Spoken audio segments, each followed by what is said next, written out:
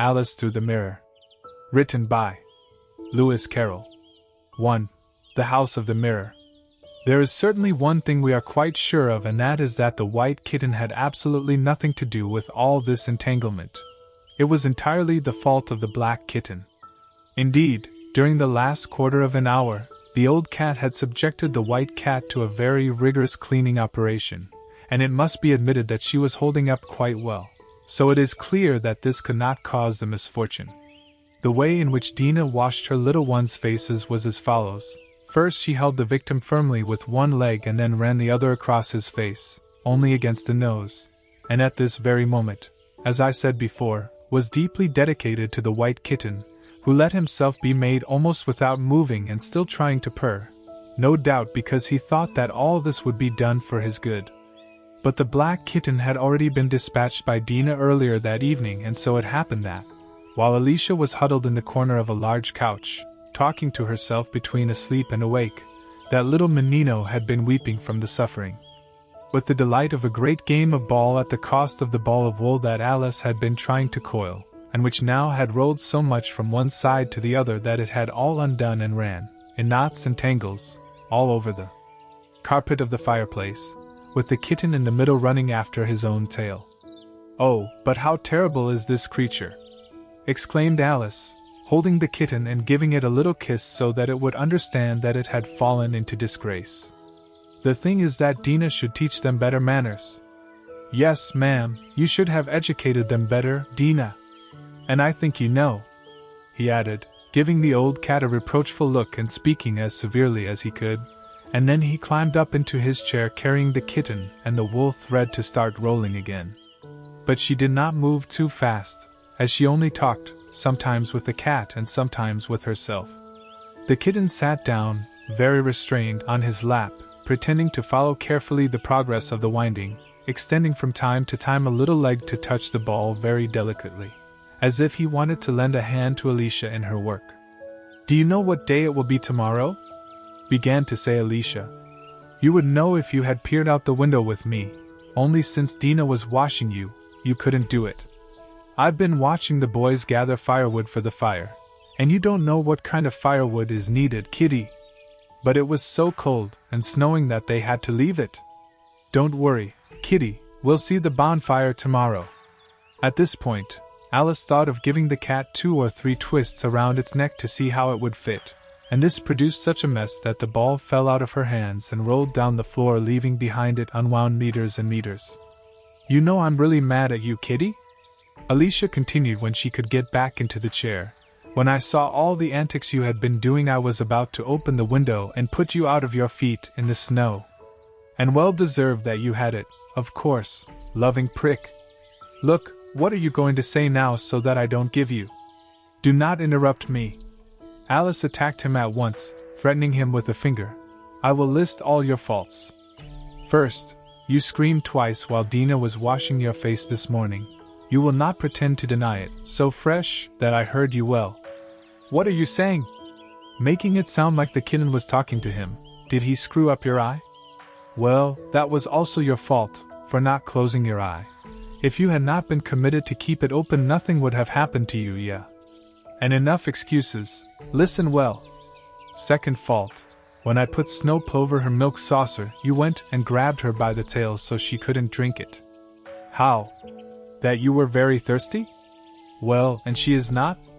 And now the third one, you unrolled a whole ball of wool when I was not looking. You've already been 3 times fouled, and you haven't been punished for any.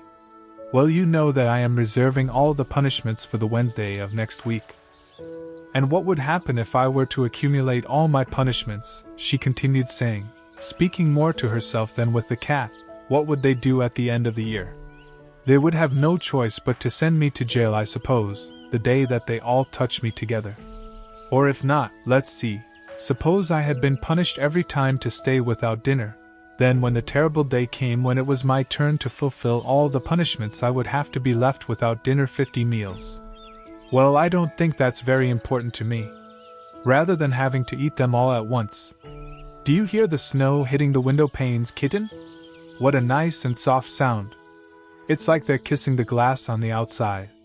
I wonder if it is out of love that the snow so gently kisses the trees and fields, then covering them, as it were, with its white cloak. And perhaps I will also say to them, sleep now, dear ones, until summer returns again. And when they wake up in the summer, kitten, they dress all in green and dance light, always to the whiz of the wind. Yes, alas, what beautiful things I am saying! Exclaimed Alice, dropping the ball to clap her hands, and how I would like it to be so indeed. I am sure the woods look sleepy in autumn, when the leaves turn golden. Kitten, you know how to play chess? Oh, come on, don't smile, dear, I'm asking you seriously. Because when we were playing a little while ago you were looking at us as if you really understood the game. And when I said check you started purring. Well, after all that checkmate I was pretty good, and even think I would have won if it had not been for that wicked bishop who came down swinging between my pieces. Menino, dear, let's play you are. And at this point I would like to tell you if only half of all the things that Alicia came up with when she started with that favorite phrase of let's play to be. So much so that yesterday he was arguing for a long time with his sister just because Alicia had started saying let's play like we're kings and queens. And his sister, who likes to be always very precise, had replied to him how they would do it if the two of them could only play at being two, until finally Alicia had to settle the matter saying, well, then you can be one of the queens, and I will be all the others. And again, he gave a tremendous fright to his old nurse when she suddenly shouted in her ear, Aya! Oh, let's play that I'm a hungry hyena and you're a juicy bone. But all this is distracting us from Alicia's speech with her kitten. Let's play the Red Queen, kitty. You know, I think if you sit and cross your arms you would look a lot like her. Come on, let's try it. That's how I like. And Alice took the Red Queen from the table and placed her in front of the kitten so that she could see well the model to imitate. However, it did not turn out well, mainly because, as Alicia said, the kitten did not want to cross his arms in the proper way. So that, to punish him, he lifted it up so that it might look in the mirror and be frightened of the ugly face that was putting. And if you don't start to behave right now, he added, I will pass through the glass and put you in the house of the mirror. How would you like that? Now that you pay attention to me, instead of talking so much, kitten, I'll tell you all my ideas about the mirror house. First, there's the room you see on the other side of the mirror, and it's completely the same as our living room, only with all the things arranged in reverse. All except the part that is just across the chimney. Oh, how I would like to see that corner. I am so eager to know if they also light the fire in winter. Actually, we, from here, can never know, except when our fire begins to smoke, because then smoke comes out of the other side, in that room. But that may be just a ruse to make us believe that they too have a fire lit there. Well, in any case, their books look like ours, but they have the words written backwards. And I know that because once I raised one of our own to the mirror, and then the other room showed me one of theirs. Would you like to live in the house of the mirror, kitten? I wonder if you would get milk there. But maybe the mirror's milk is not good to drink. But oh, kitty, there's the runner. You can hardly see a little of the corridor of the house of mirror, if you leave our living room door wide open. And so that you get to see from here it looks very much like ours, only that, you know, it may be quite different further. Oh, kitten, how nice it would be if we could penetrate the house of the mirror. I'm sure he has a sea of beautiful things. Let's play that there is some way to get through the mirror. Let's play that the glass becomes soft as if it were a gauze so we can pass through. But how? If it seems that it is fogging right now and becoming a kind of fog. I bet now it would be very easy for me to pass through. As she said this, Alice found herself perched on the fireside, though she could not remember how she got there. And indeed, the glass of the mirror was dissolving, falling apart in Alicia's hands, as if it were a silver, bright mist. One more moment and Alice had passed through the glass, and was jumping lightly into the mirror room. The first thing he did was to see if there was a fire lit in his fireplace, and with great satisfaction found that, indeed, there was one there, burning as brightly as the one he had left behind. So I will be here as warm as in the other room, thought Alice, even hotter, actually. Because here there will be no one to scold me for getting too close to the fire. How funny it will be when they see me through the mirror and can't reach me. Then he began to look around him attentively, and realized that everything that could be seen from the old hall was quite ordinary and of little interest. but that everything else was very different. For example, the pictures on either side of the fireplace seemed to be full of life, and the same clock on the ledge, precisely the one whose back can only be seen in the mirror, had in the sphere the face of an old man who looked at her smiling with mischievous. This room is not as well arranged as the other, thought Alice, seeing that several pieces of chess lay scattered among the ashes of the home. But at the next moment, and with a ah, Alice was surprised, and bent down to look at them on all fours. The chess pieces were walking around there 2 by 2. There are the Black King and the Black Queen, said Alicia very low for fear of scaring them. And there are the White King and the White Queen sitting on the edge of the fireplace shovel, and there go 2 towers walking by their arms.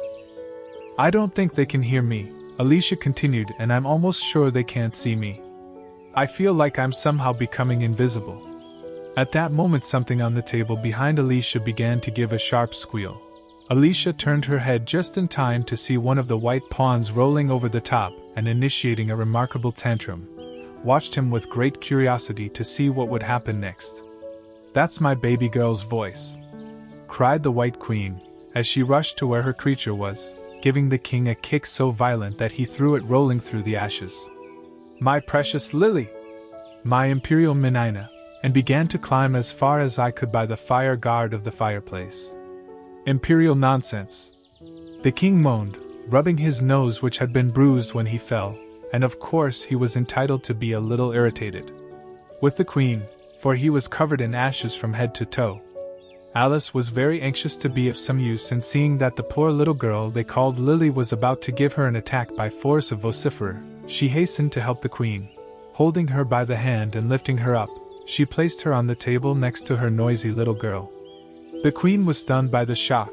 The sudden flight in the air had left her breathless, and for a minute or two she could do nothing but quietly embrace her little Lily. As soon as the speech was recovered, he shouted to the king, who was still sitting, very sulky, among the ashes, beware of the volcano. Which volcano? Asked the king, looking anxiously at the fire in the fireplace, as if he thought that was the most suitable place to find one. Me through, for the air, gasped the queen, who had not yet fully regained her breath. Try to climb up here, by the usual way. Be careful, don't let an explosion blow you up. Alice watched the White King as he climbed laboriously from bar to bar by the fire guard, until she finally said to him, Man, at this rate you will take hours and hours to get on the table. Wouldn't it be better if I helped you a little? But the king went on without paying the slightest attention to her. It was evident that he could neither hear nor see her. So, Alice took him very gently and lifted him up in the air, taking him to the table much slower than she had done with the queen, not to startle him. But before depositing it in it, wanted to take advantage of it to clean it a little, because it was really covered with ashes. Later Alice would say that never in her life had she seen a face like the one the king put on then, when she found herself suspended in the air by an invisible hand which was also cleaning up the dust. She was too stunned to make any sound, but his eyes became disorbed and round as his mouth opened more and more.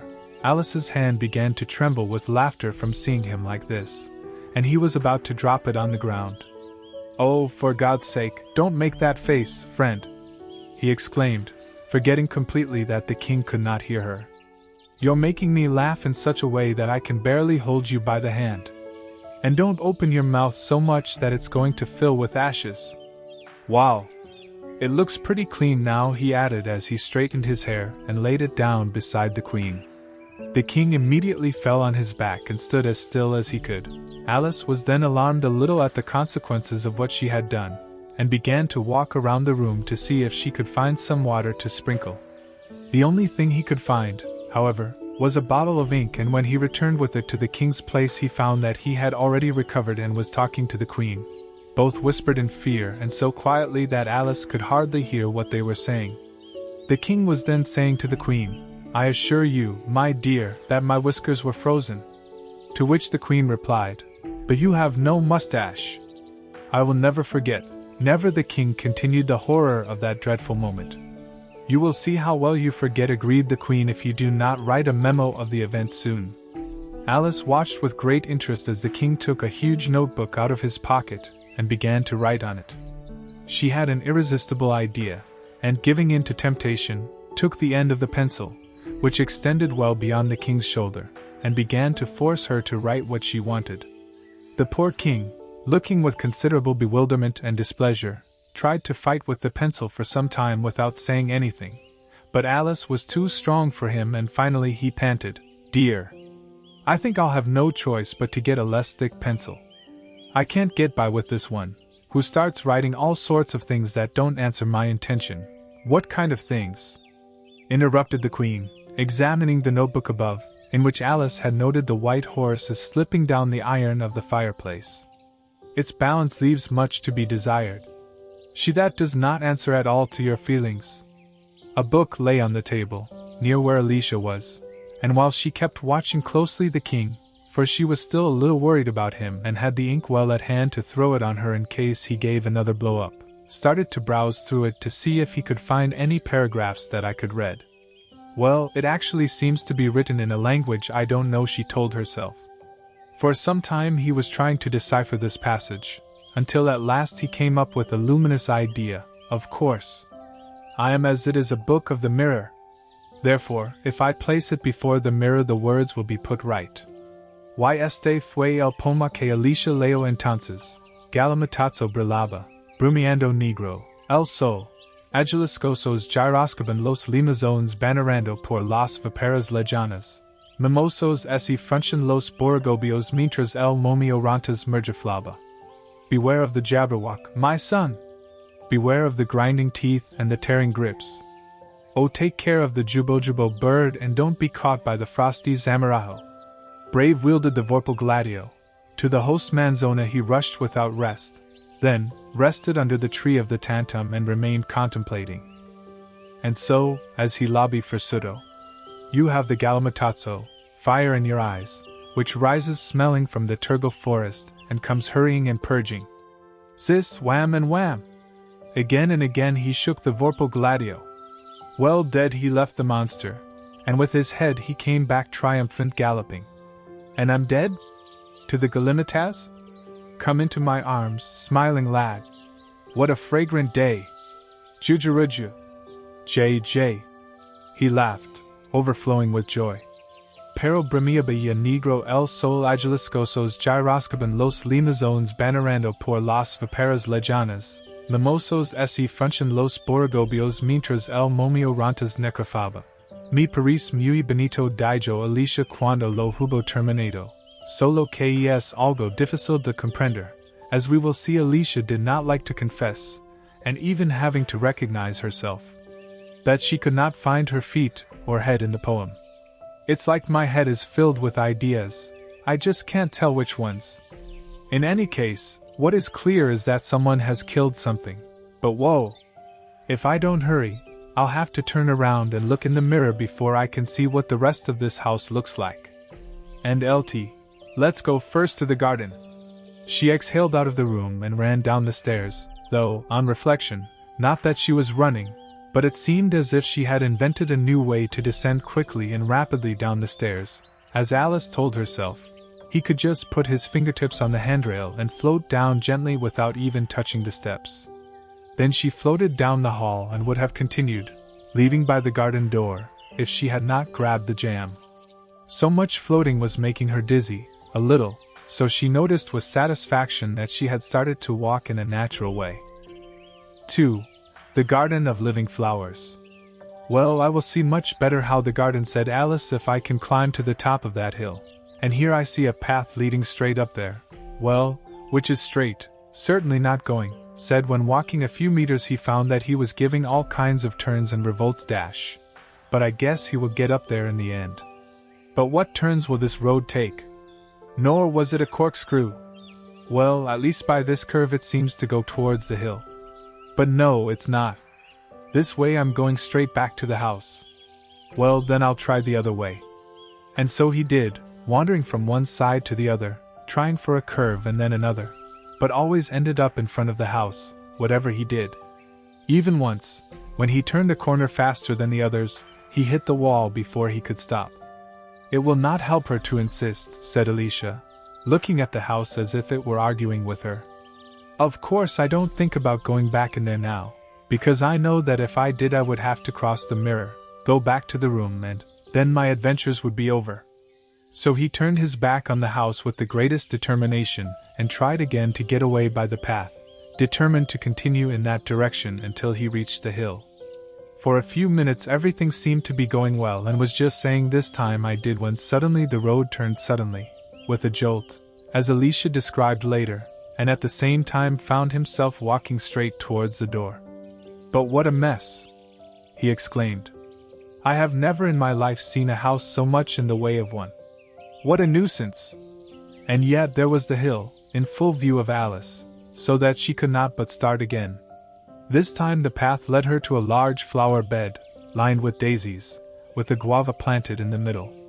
"Oh, iridescent lily," said Alice, heading for a flower of that kind which roams sweetly in the breeze. "How I would like you to speak!" "Of course we can talk," he said the lily, "but we only do it when there is someone worth doing it with."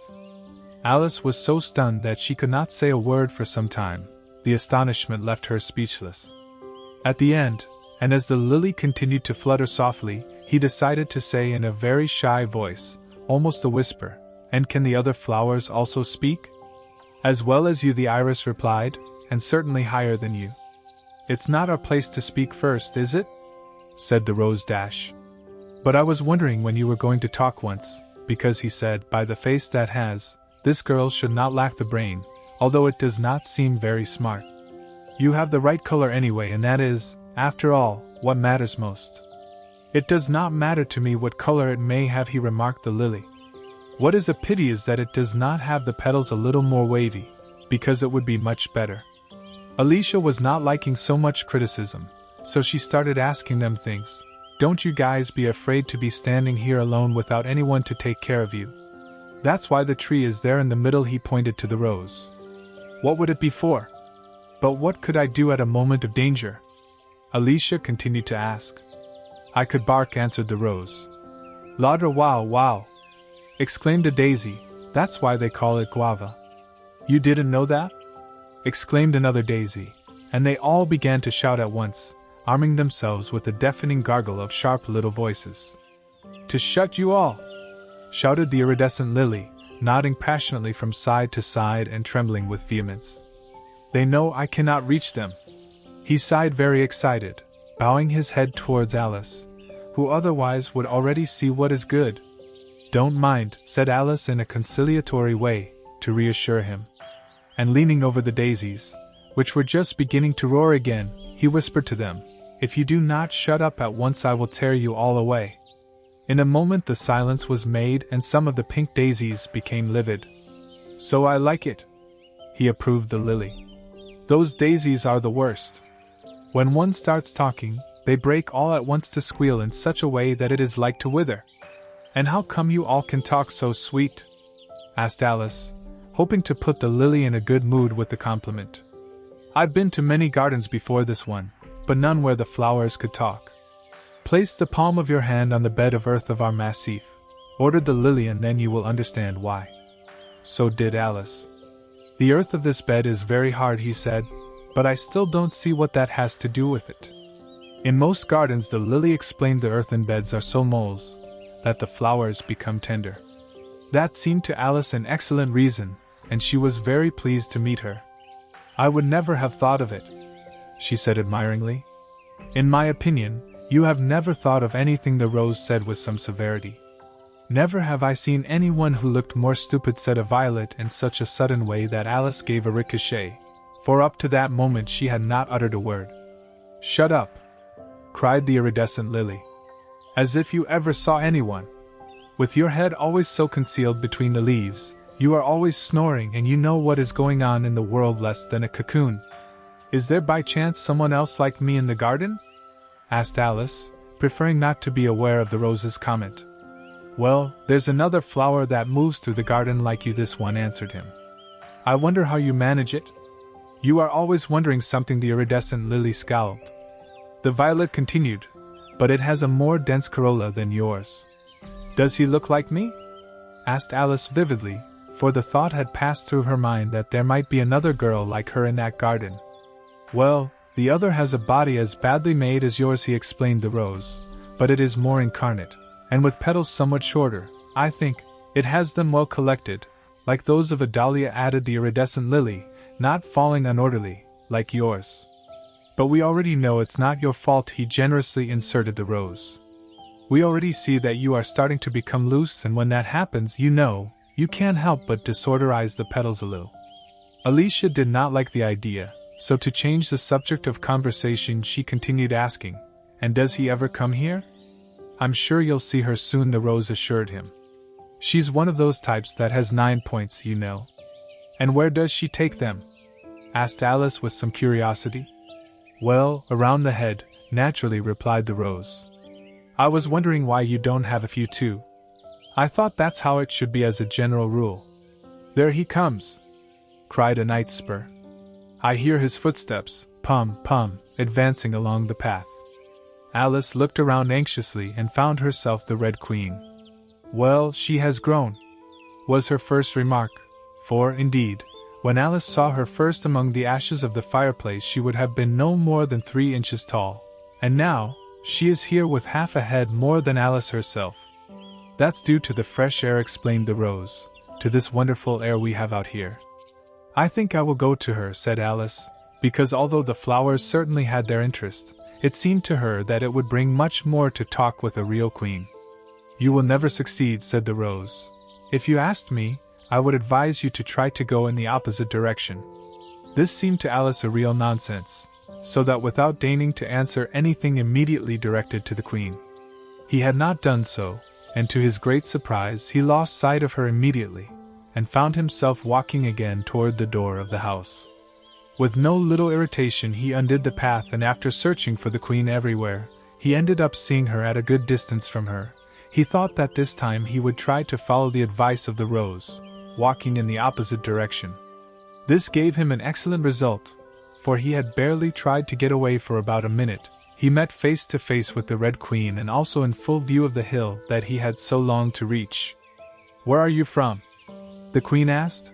"And where are you going? Look me in the eye, speak wisely, and don't fiddle with your fingers." Alice noted these 3 warnings and explained as best she could that she had lost her way. "I don't understand what you can expect from that of your way," answered the queen, "because all roads here belong to me. But in any case," he added with a more gentle tone, "what has brought you here? And do me a favor of bowing while you think what you are going to answer, so you have time to think." Alice was somewhat intrigued by the latter, but the queen had too much impression to dare to put any objections to what she said. "I'll try that system when I get home," he thought, "to see what it does for me the next time I'm late for dinner." "It's time you answered my question," said the Red Queen, looking at her watch. "Open your mouth when you speak, and always say to me, 'Your Majesty.'"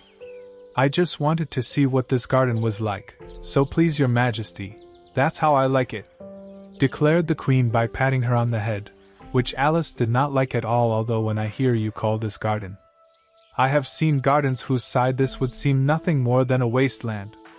Alicia did not dare to discuss this statement, but she went on to explain, "And I thought it would be worth going up this way, to reach the top of that hill. When I hear you call that hill, could I show you mountains whose side that only seemed a valley?" "That I do not believe," said Alice, surprised to find herself contradicting the queen. "A hill can't be a valley, you know, no matter how small. That would be nonsense." The Red Queen shook her head. "You can consider it a nonsense, if you like," he said, "but I tell you that I have heard nonsense from whom this would make more sense than a whole dictionary." Alice bowed to him again, for the tone with which she had said this made her fear that she might be a little offended, and so they walked in silence until they reached the summit of the hill. For a few minutes Alice stood there without saying a word, looking at the field in all directions. And what a strange field that was! A series of tiny creeks ran straight from side to side, and the remaining strips of land between them were divided in squares by small, living hedges that went from shore to shore. "It would seem that everything is plotted as if it were a huge chessboard," said Alicia at the end. "There should be some men moving around somewhere, and there they are," added her, and her heart began to beat as she was noticing everything there, playing a big game of chess. The whole world on a board. Well, as long as we're really in the world, of course. How funny all this! It's so much fun. How I would like to be playing too. As if I wouldn't mind being a pawn just so long as they let me play. Although, of course, I'd rather be a queen. In saying this, he looked at the true queen with a certain shyness. But his companion only smiled kindly and said, "Well, that is easy to fix. If you want, you can be the pawn of the white queen, because her little one, Lily, is too young to play. You know that you have to start playing from the second square. When you reach the 8th you will become a queen." But precisely at this moment, without knowing very well how, they started running away. Alice could never explain, thinking about it later, how she started that race.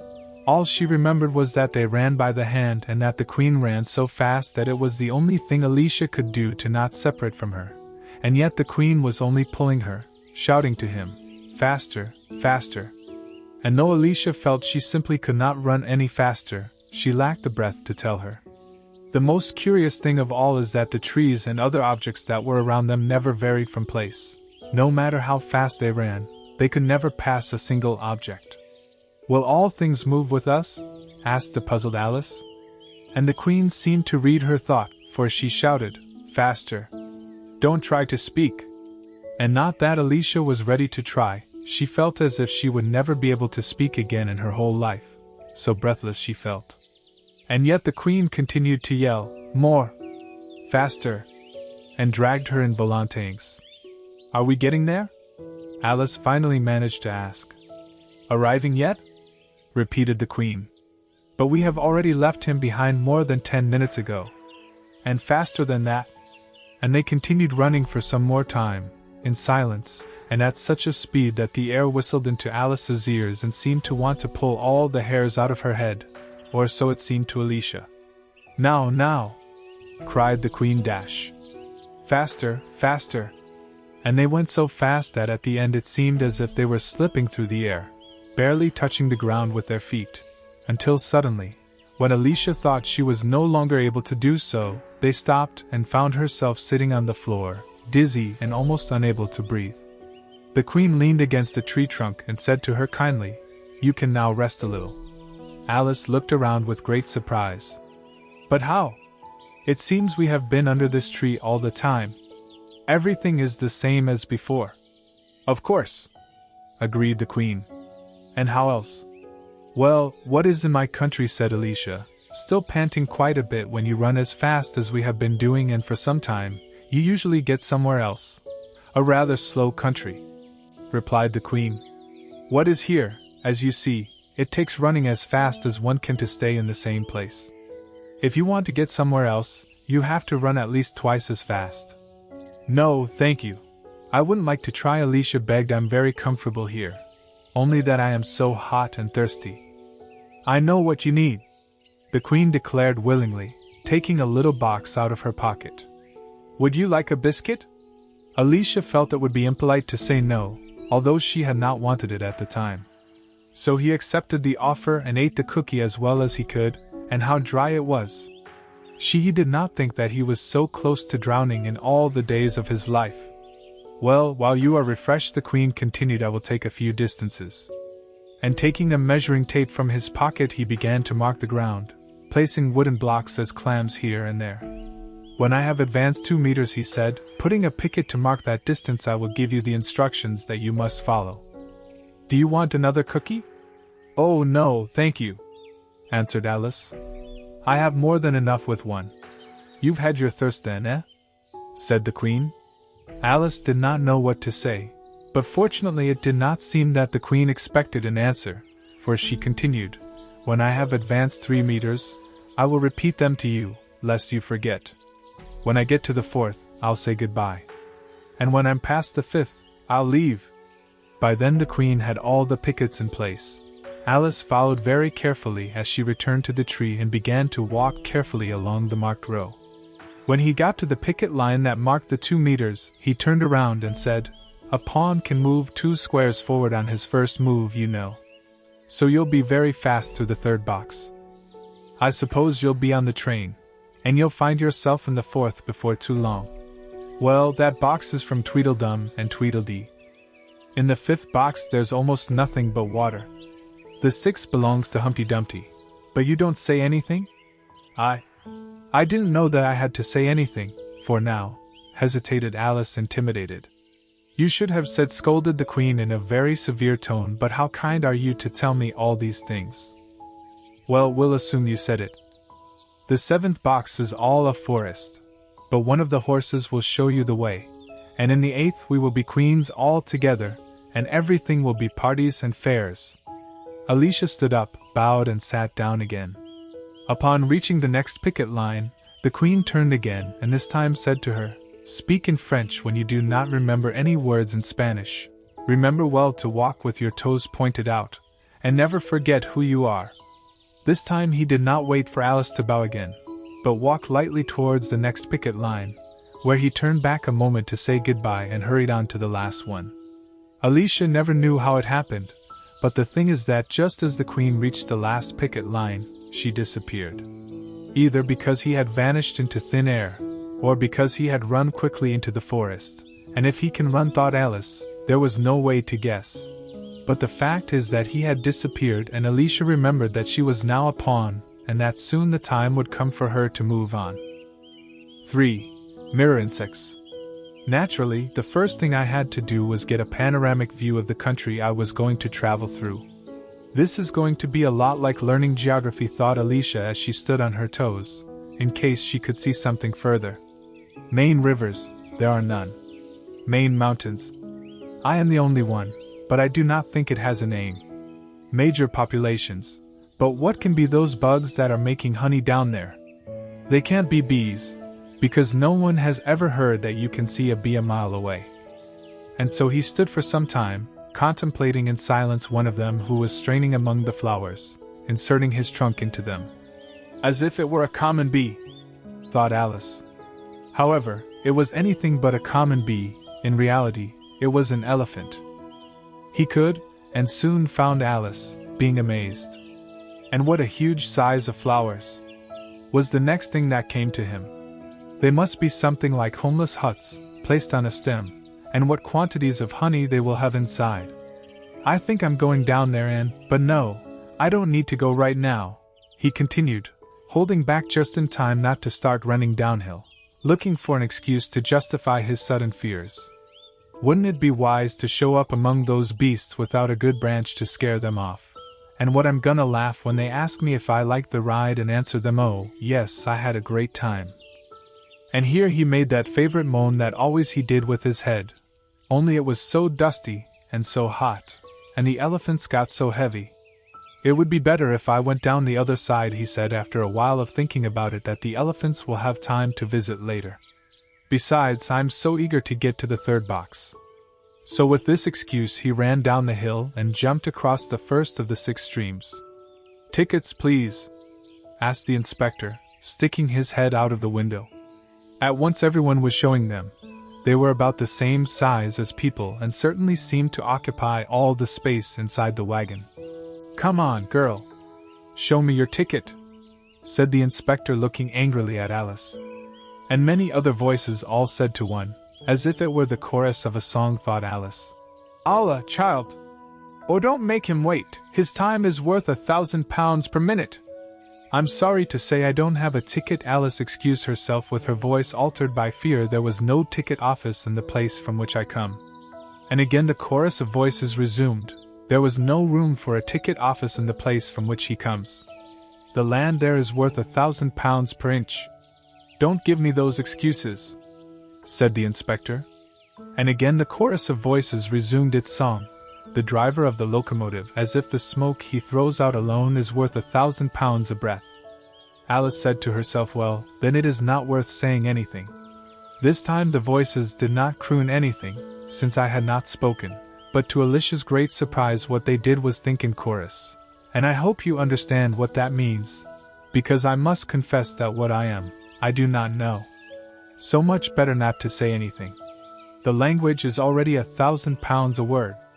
At this rate, I am sure I will be dreaming all night with those blessed £1,000.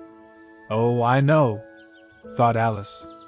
The inspector had been looking at her all this time, first through a telescope, then by a microscope, and finally with theater twins.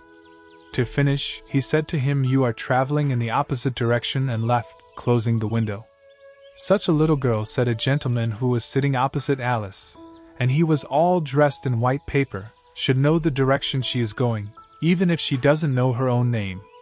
A goat sitting next to the knight in white closed her eyes and pronounced with a loud voice, she should know the way to the ticket office, even if she doesn't know her abyss. Sitting beside the goat was a beetle. The wagon there was of course occupied by some strange passengers, and as it seemed that the rule was that everyone should speak in turn, now he had to continue saying, she will have to return here checked as baggage. Alice could not see who was sitting beyond the beetle, but she could hear a hoarse voice coming out of her and saying something, change machine. That's all he could say because his voice was cut off. The way he spoke, I don't know whether to say that it was a horse or a cock, Alicia thought. And an extremely slight voice said to him, very close to the ear, could you, if you wanted to make a joke with that, something like a horse has grown a cock. Then another very soft voice said in the distance, you know, we'll have to put a label on it that says fragile, girl inside, with care. After this, other voices also intervened. How many people do you think are in this wagon? Thought Alicia, saying it will have to be sent by mail, since she has a printed suit. It will have to be sent by telegraph. That she herself dragged the train on what is left of the way, and so until satiation. But the paper-wearing gentleman leaned over to her and whispered in her ear, don't listen to what they're saying, dear. You'll just have to get a return ticket every time the train stops. That's not true, answered Alice rather impatiently. I never had any intention of making this journey by train. Until just a moment ago I was so quiet in a forest. And now how I wish I could go back there again. You could make a joke about it, he hinted at that little voice which seemed to be so close to him, something like I could if I liked, or would if I could, you know. Stop it now, said Alice, looking around to see where the little voice came from. If you want me to make a joke so bad, why don't you do it yourself? The little voice gave a deep sigh. She was very upset, evidently, and Alicia would have liked to say something kind to comfort her if only she would sigh as everyone else, she thought. But no, that had been a breath so wonderfully imperceptible that I would never have heard it if I were not so close to his ear. Which had the consequence of tickling her, and this was what distracted her from thinking about the displeasure of the poor, tiny creature. I already know that you are a friend, he continued, saying the voice, a good friend of mine and from long ago, moreover. That is why I know you will not harm me, even if I am an insect. What kind of insect? Asked Alice with some anxiety. In reality, he was concerned about whether or not I could prick him, only that it seemed to him that it would be impolite to ask him directly. How to? Then you do not, began to say the little voice, but whatever her explanation, she was drowned by a shrill whistle of the locomotive. Everyone jumped alarmed from their seats, and Alice also with the others. The horse, who had stuck his head out of the window, put it back quietly and said, it's nothing but a stream we have to jump over. Everyone seemed to be satisfied with this explanation, but Alicia did not have them all at hand when she thought the train would start jumping. Although if we get to the fourth square I think it would be worth a try, he concluded for himself. The next moment he felt the car rise up in the air, and with the fright that this gave him grabbed at what had closer, and it happened that this was the beard of the goat. But the beard seemed to dissolve in the air when touched, and Alice found herself sitting quietly under a tree, while the mosquito, for it was nothing else than the insect with whom she had been talking, swung on a branch above her head and fanned her with its wings. It was a very large mosquito indeed. It must be the size of a hen, thought Alice. Anyway, she wasn't going to get nervous now, after having been chatting with him for so long as nothing. Then, don't you like all insects? Continued the mosquito with his question, as if nothing had happened. I like it when they can speak, Alicia answered. In the place from which I come, there is none who speaks. What are the insects you love? Asked the mosquito. In the country from which you come. I don't like any insects, Alicia explained, because they're a little scary, at least the big ones. But I can tell you the names of some. Of course they will answer by name, he observed the mosquito carelessly. Never thought it. So what's the point of having names if they don't answer when you're called? It's no use to them, Alicia explained, but it does serve the people who give them names, I guess. Otherwise why do things have names? Well, one can't tell. replied the mosquito. In fact, I'll tell you that in those woods down there, things have no name. However, go ahead with that list of insects, we're wasting time. Well, first there are the doves, which are always bothering the horses, Alice resumed, keeping the count with her fingers. Okay. The mosquito interrupted him. There, perched in the midst of that bush, you will see a wood horse. He is also made of wood and moves around swinging from branch to branch. What does he live on? Asked Alice, with great curiosity. Well, of sap and sawdust, answered the mosquito. Keep up with that list. Alice looked at the wood-throated horse with great interest and decided that they had probably just repainted it because it looked so bright and sticky. And then she continued, then there's the firefly. Look over there, on that branch above your head, pointed the mosquito, and you'll see a beautiful dessert firefly. His body is made of raisin pudding, his wings of holly leaves, and his head is a great raisin flaming brandy. And what does he live on? Asked Alice, as before. Well, of turones and marzipan, answered the mosquito, and nests in a box of bounties. Then we have the butterfly, continued Alice, after having taken a good look at the insect from the flaming head and having wondered, and is it not for that reason that insects like to fly so much towards the flame of the candles? Why does everyone want to become a dessert firefly? Well, crawling at your feet, said the mosquito, and Alice moved her feet away with some alarm, you will see a mermaid or butterfly. Its wings are made of thin slices of bread with butter, the body is puff pastry, and the head is all a sugar lump. And what does she live on? Very clear tea with cream. Alice had a new difficulty. And what would happen to her if she could not find it? He hinted. Well, he would die, of course. But that must happen to them very often, said Alice thoughtfully. It always happens to them, said the mosquito. With this, Alice remained silent for a minute or two, considering everything. Meanwhile, the mosquito was buzzing and spinning around his head. At last he came back and observed, I suppose you would not want to be nameless? By no means, Alice hastened to answer, not without some anxiety. And yet, who knows? He continued, saying the mosquito, as well as who does not give importance to the thing. Imagine how convenient it would be for you to go home without a name. So if, for example, your nanny wanted to call you to study the lesson, I could not say anything but come here, and there it would be cut off, because it wouldn't have any name to call you, and then, of course, you wouldn't have to pay any attention to it. I'm sure that would not work, Alice replied. My nanny would never forgive me a lesson just for that. If he could not remember my name, he would call me Serios Rita, as servants do. Well, but then if he says miss without saying more, you could say that you had heard that he takes it away from you and stay also without lesson. It's a joke. I wish you had done it. Don't know why you say you would have liked it to have occurred to me, replied Alicia. It's a very bad joke. But the mosquito only sighed deeply, as 2 tears swept down his cheeks. You shouldn't make those jokes, said Alicia, if they make you so sad. Again he gave the mosquito for giving one of those imperceptible melancholy sighs, and this time it did seem to have been consumed with so much sighing, because when Alicia looked up she could not see anything on the branch, and as she was getting cold from sitting so much, she got up and started walking. Very soon he came to an open field with a forest in the background. It seemed much darker and thicker than the previous one, and Alicia felt somewhat afraid to go into it. But after thinking about it, he got over himself and decided to go on, because I certainly will not turn back, he decided mentally. And besides, it was the only way to get to the 8th square. This must be the forest, she said, worried, in which things have no name. I wonder what will happen to mine when I enter it. I wouldn't want to lose it at all, because then they would have to give me another one, and I'm sure it would be a very ugly one. But if so, the fun will be to look for the creature that has been given mine. It would be like those newspaper ads that people put their dogs. Answers by the name of Spark. He wears a bronze collar. How funny it would be to call everything that saw Alice until something or someone answered. Only if they knew what is good they would be very careful to do it. He was arguing this way when he came to the forest edge. It looked very fresh and shady. Well, at least it's worth it, he said as he went under the trees after having passed so much heat, to enter here into this. In this what?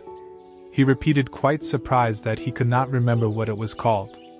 I mean, to get into the, well, come on, here inside, he finally said, leaning his hand on a tree trunk dash. What will all this be called? I'm starting to think that it has no name. As if it is not called in any way. She stood there thinking in silence, and continued her musings. Then the thing really happened, after all. And now, who am I? Oh, I will. I'm determined to do it. But all his determination was worthless to him, and all he could say, after much searching for memory, was L. I am sure that it begins with L. At that very moment a fawn approached where Alice was.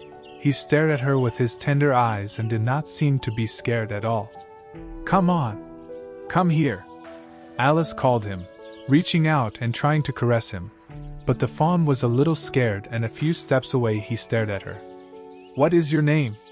He finally said, and what a sweet voice he had. How I would like to know. Poor Alice thought. But she had to confess something, sadly. I am not called anything at this time.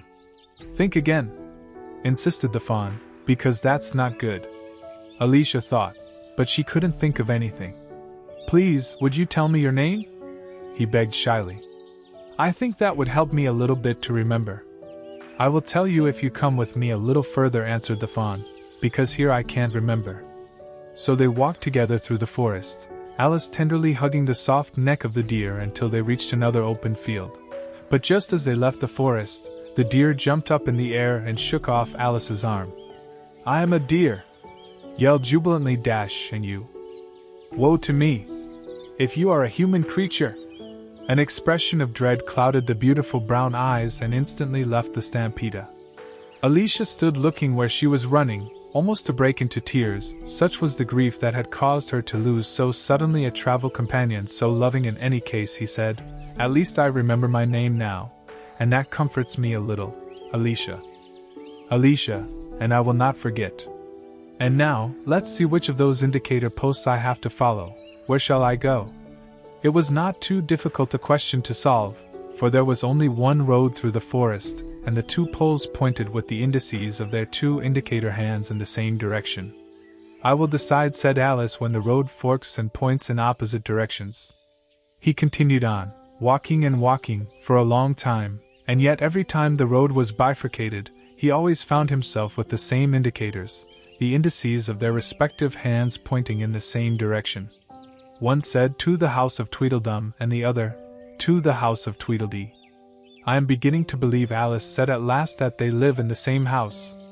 How did I not think of it before? But I have no time to entertain myself. I will pass by there a moment, just the right time to greet them and beg them to point me out the way to get out of the forest. If only I could reach the 8th square before it gets dark. And in this guise she continued talking to herself, until when she turned a sharp bend of the road, she came across two chubby little men, but so stunned that she could not suppress a shock of surprise. But she recovered at the moment, sure that both characters could not be more than 4. Tweedledum and Tweedledee. Both were standing under a tree, with their arms over each other's necks, and Alicia could immediately see who was who because one of them had embroidered on the neck DM, and the other DE. I suppose they will both have TWEDLE embroidery on the back, Alicia said.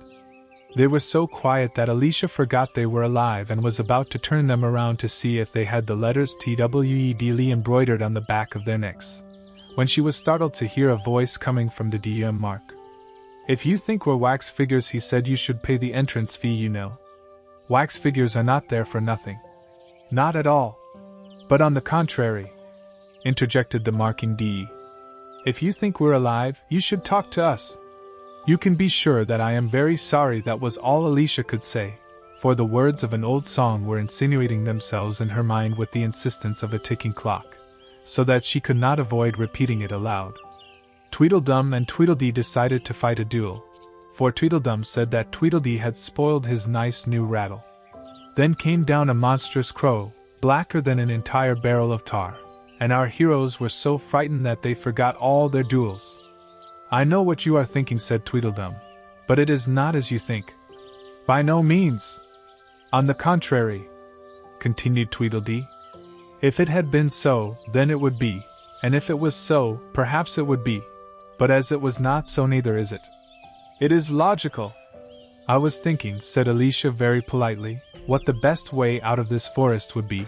It is getting very dark. Would you show me the way? But the two fat men just looked at each other, smiling like lads. So much resembled two tall schoolboys that Alicia found herself suddenly pointing her finger at Tweedledum, and calling him student number 1. No way! He hurried to shout Tweedledum, then closed his mouth with the same brusqueness. Student number 2, continued Alice, pointing this time to Tweedledee, sure that she would answer him at once by shouting oh, the contrary, as indeed happened. You've started it all very badly, exclaimed Tweedledum. The first thing you do on a visit is to greet yourself with a hello, how's it, and then a good handshake. And saying this, the two brothers gave each other a strong hug and then extended both hands for Alicia to shake. Alicia did not dare to start by shaking hands with either of them, for fear of hurting the feelings of the other. So that, thinking of getting out as best as she could from the wrong step, she took both hands at once with her own too. At the moment they found themselves dancing in circles. This seemed to Alice most natural, as she would later recall, and even not surprised at all to hear some music. It seemed to come from somewhere within the tree under which they were dancing, and, as far as he could see, it seemed that they were touching it with their own branches, rubbing each other, as though they were bows and violins. Yes, it was funny, used to say Alicia when she told her sister all this story later, to find myself suddenly singing in a chorus, rain, rain, the old woman is in the cave. The thing is, I don't know exactly when I started doing it, but then I felt like I had been singing it for a long, long time. As the other two dancers were fat, they soon became breathless. 4 turns are enough for this dance, gasped Tweedledum, and they stopped dancing as suddenly as they had begun. The music also was interrupted at the same time. Both then released the hands of Alicia and remained staring at her for a minute. There was a somewhat random pause, because Alicia did not know how to start a conversation with some people with whom she had just been dancing. This is not the time to say hello, how are you? She said to herself. I think we have passed that stage. I hope you are not too tired, said Alice at last. No way. But thank you for your interest, replied Tweedledum. Very grateful, added Tweedledee. Do you like poetry? Well, yes, quite a few poems, said Alice without much conviction. Would you tell me what road I have to take to get out of the forest? What do you think I recite to him? Tweedledee asked, turning to Tweedledum with a very serious face and without giving the slightest heed to Alice's question. The Walrus and the Carpenter, which is the longest you know, replied Tweedledum, giving his brother a tender embrace. Tweedledee began the act. The sun was shining, but Alice dared to interrupt him. If it is going to be very long, he said as politely as he could, would you not first tell me which way? Tweedledee smiled kindly and started again. The sun was shining on the sea. With the relentless brightness of his rays he strove, hard, to flatten and smooth out the creeping waves. And yet that was quite strange, for it was already midnight. The moon reigned reluctantly, for I thought that the sun did not have to be there after the day ended. How rude! Said with a moan, come now and screw it up. The sea could not be more wet, nor the sands of the beach drier. There was not a cloud in the firmament because, in fact, there was none, nor did a single bird fly into the sky, for indeed none remained. The Walrus and the Carpenter were walking hand in hand. They wept, inconsolable, from the pain of seeing so much sand. If you just clarified it a little, how wonderful would be the beach! If 7 brooms with 7 brooms swept the earth for half a year, do you think, inquired the Walrus attentively, that they would leave everything well polished? I doubt it, confessed the Carpenter, and cried a bitter tear. Oh, oysters! Come and walk with us! Demanded so kindly, the Walrus. A pleasant walk, a leisurely chat on this salty beach, but do not come more than 4 that we could not. A venerable oyster glanced at him but said not a word. That Maine oyster winked at him, and shook his heavy head. He wanted to say that he would prefer not to leave his ostracism so soon. But 4 other little baby oysters came forward eager to give themselves, clean the jawbones and well-washed faces, the polished and shiny shoes, and this was very strange because you know they had no feet. 4 more oysters followed them and still another 4 more. Finally they all came to one more and more and more. Jumping through the foam of the breakwater they hurried to win the beach. The walrus and the carpenter walked a mile or so, then rested on a rock of convenient height, while the others waited for them in line, expectant. The time has come, said the walrus, for us to talk about many things, ships, laces, and shoes, kings, and cabbages, and why the sea is so hot and whether pigs fly briskly. But wait a bit, cried the oysters, and before such tasty talk let us catch our breath that we are all very chubby. No hurry, the carpenter agreed and was greatly thanked for the respite. A loaf of bread, said the walrus, is what we need most. Pepper and vinegar, besides, will not come at all bad. And now, get ready, dear oysters, that we are going to feed ourselves. But not with us, the oysters cried, turning a little more, that after so much kindness that would be a very bad thing. The night is beautiful, admired the walrus. Are you not impressed by the scenery? How kind of you to come! And how rich you all! Little did the carpenter say, except cut me another slice of bread. And I wish you were not so deaf that I've already had to say it twice. How sad I am, exclaimed the walrus, to have played this game for them. We have brought them so far and they trotted so much, the poor ones. But the carpenter said nothing, except you've greased too much butter. I weep for you, groaned the walrus. How sorry you are! He continued to lament, and with tears and sobbing he chose the most desirable sizes. He kept that flood of weeping senses with a generous handkerchief. Oh, oysters, said the carpenter at last. What a good walk we've given you! Do you think now that we are going back to the cottage?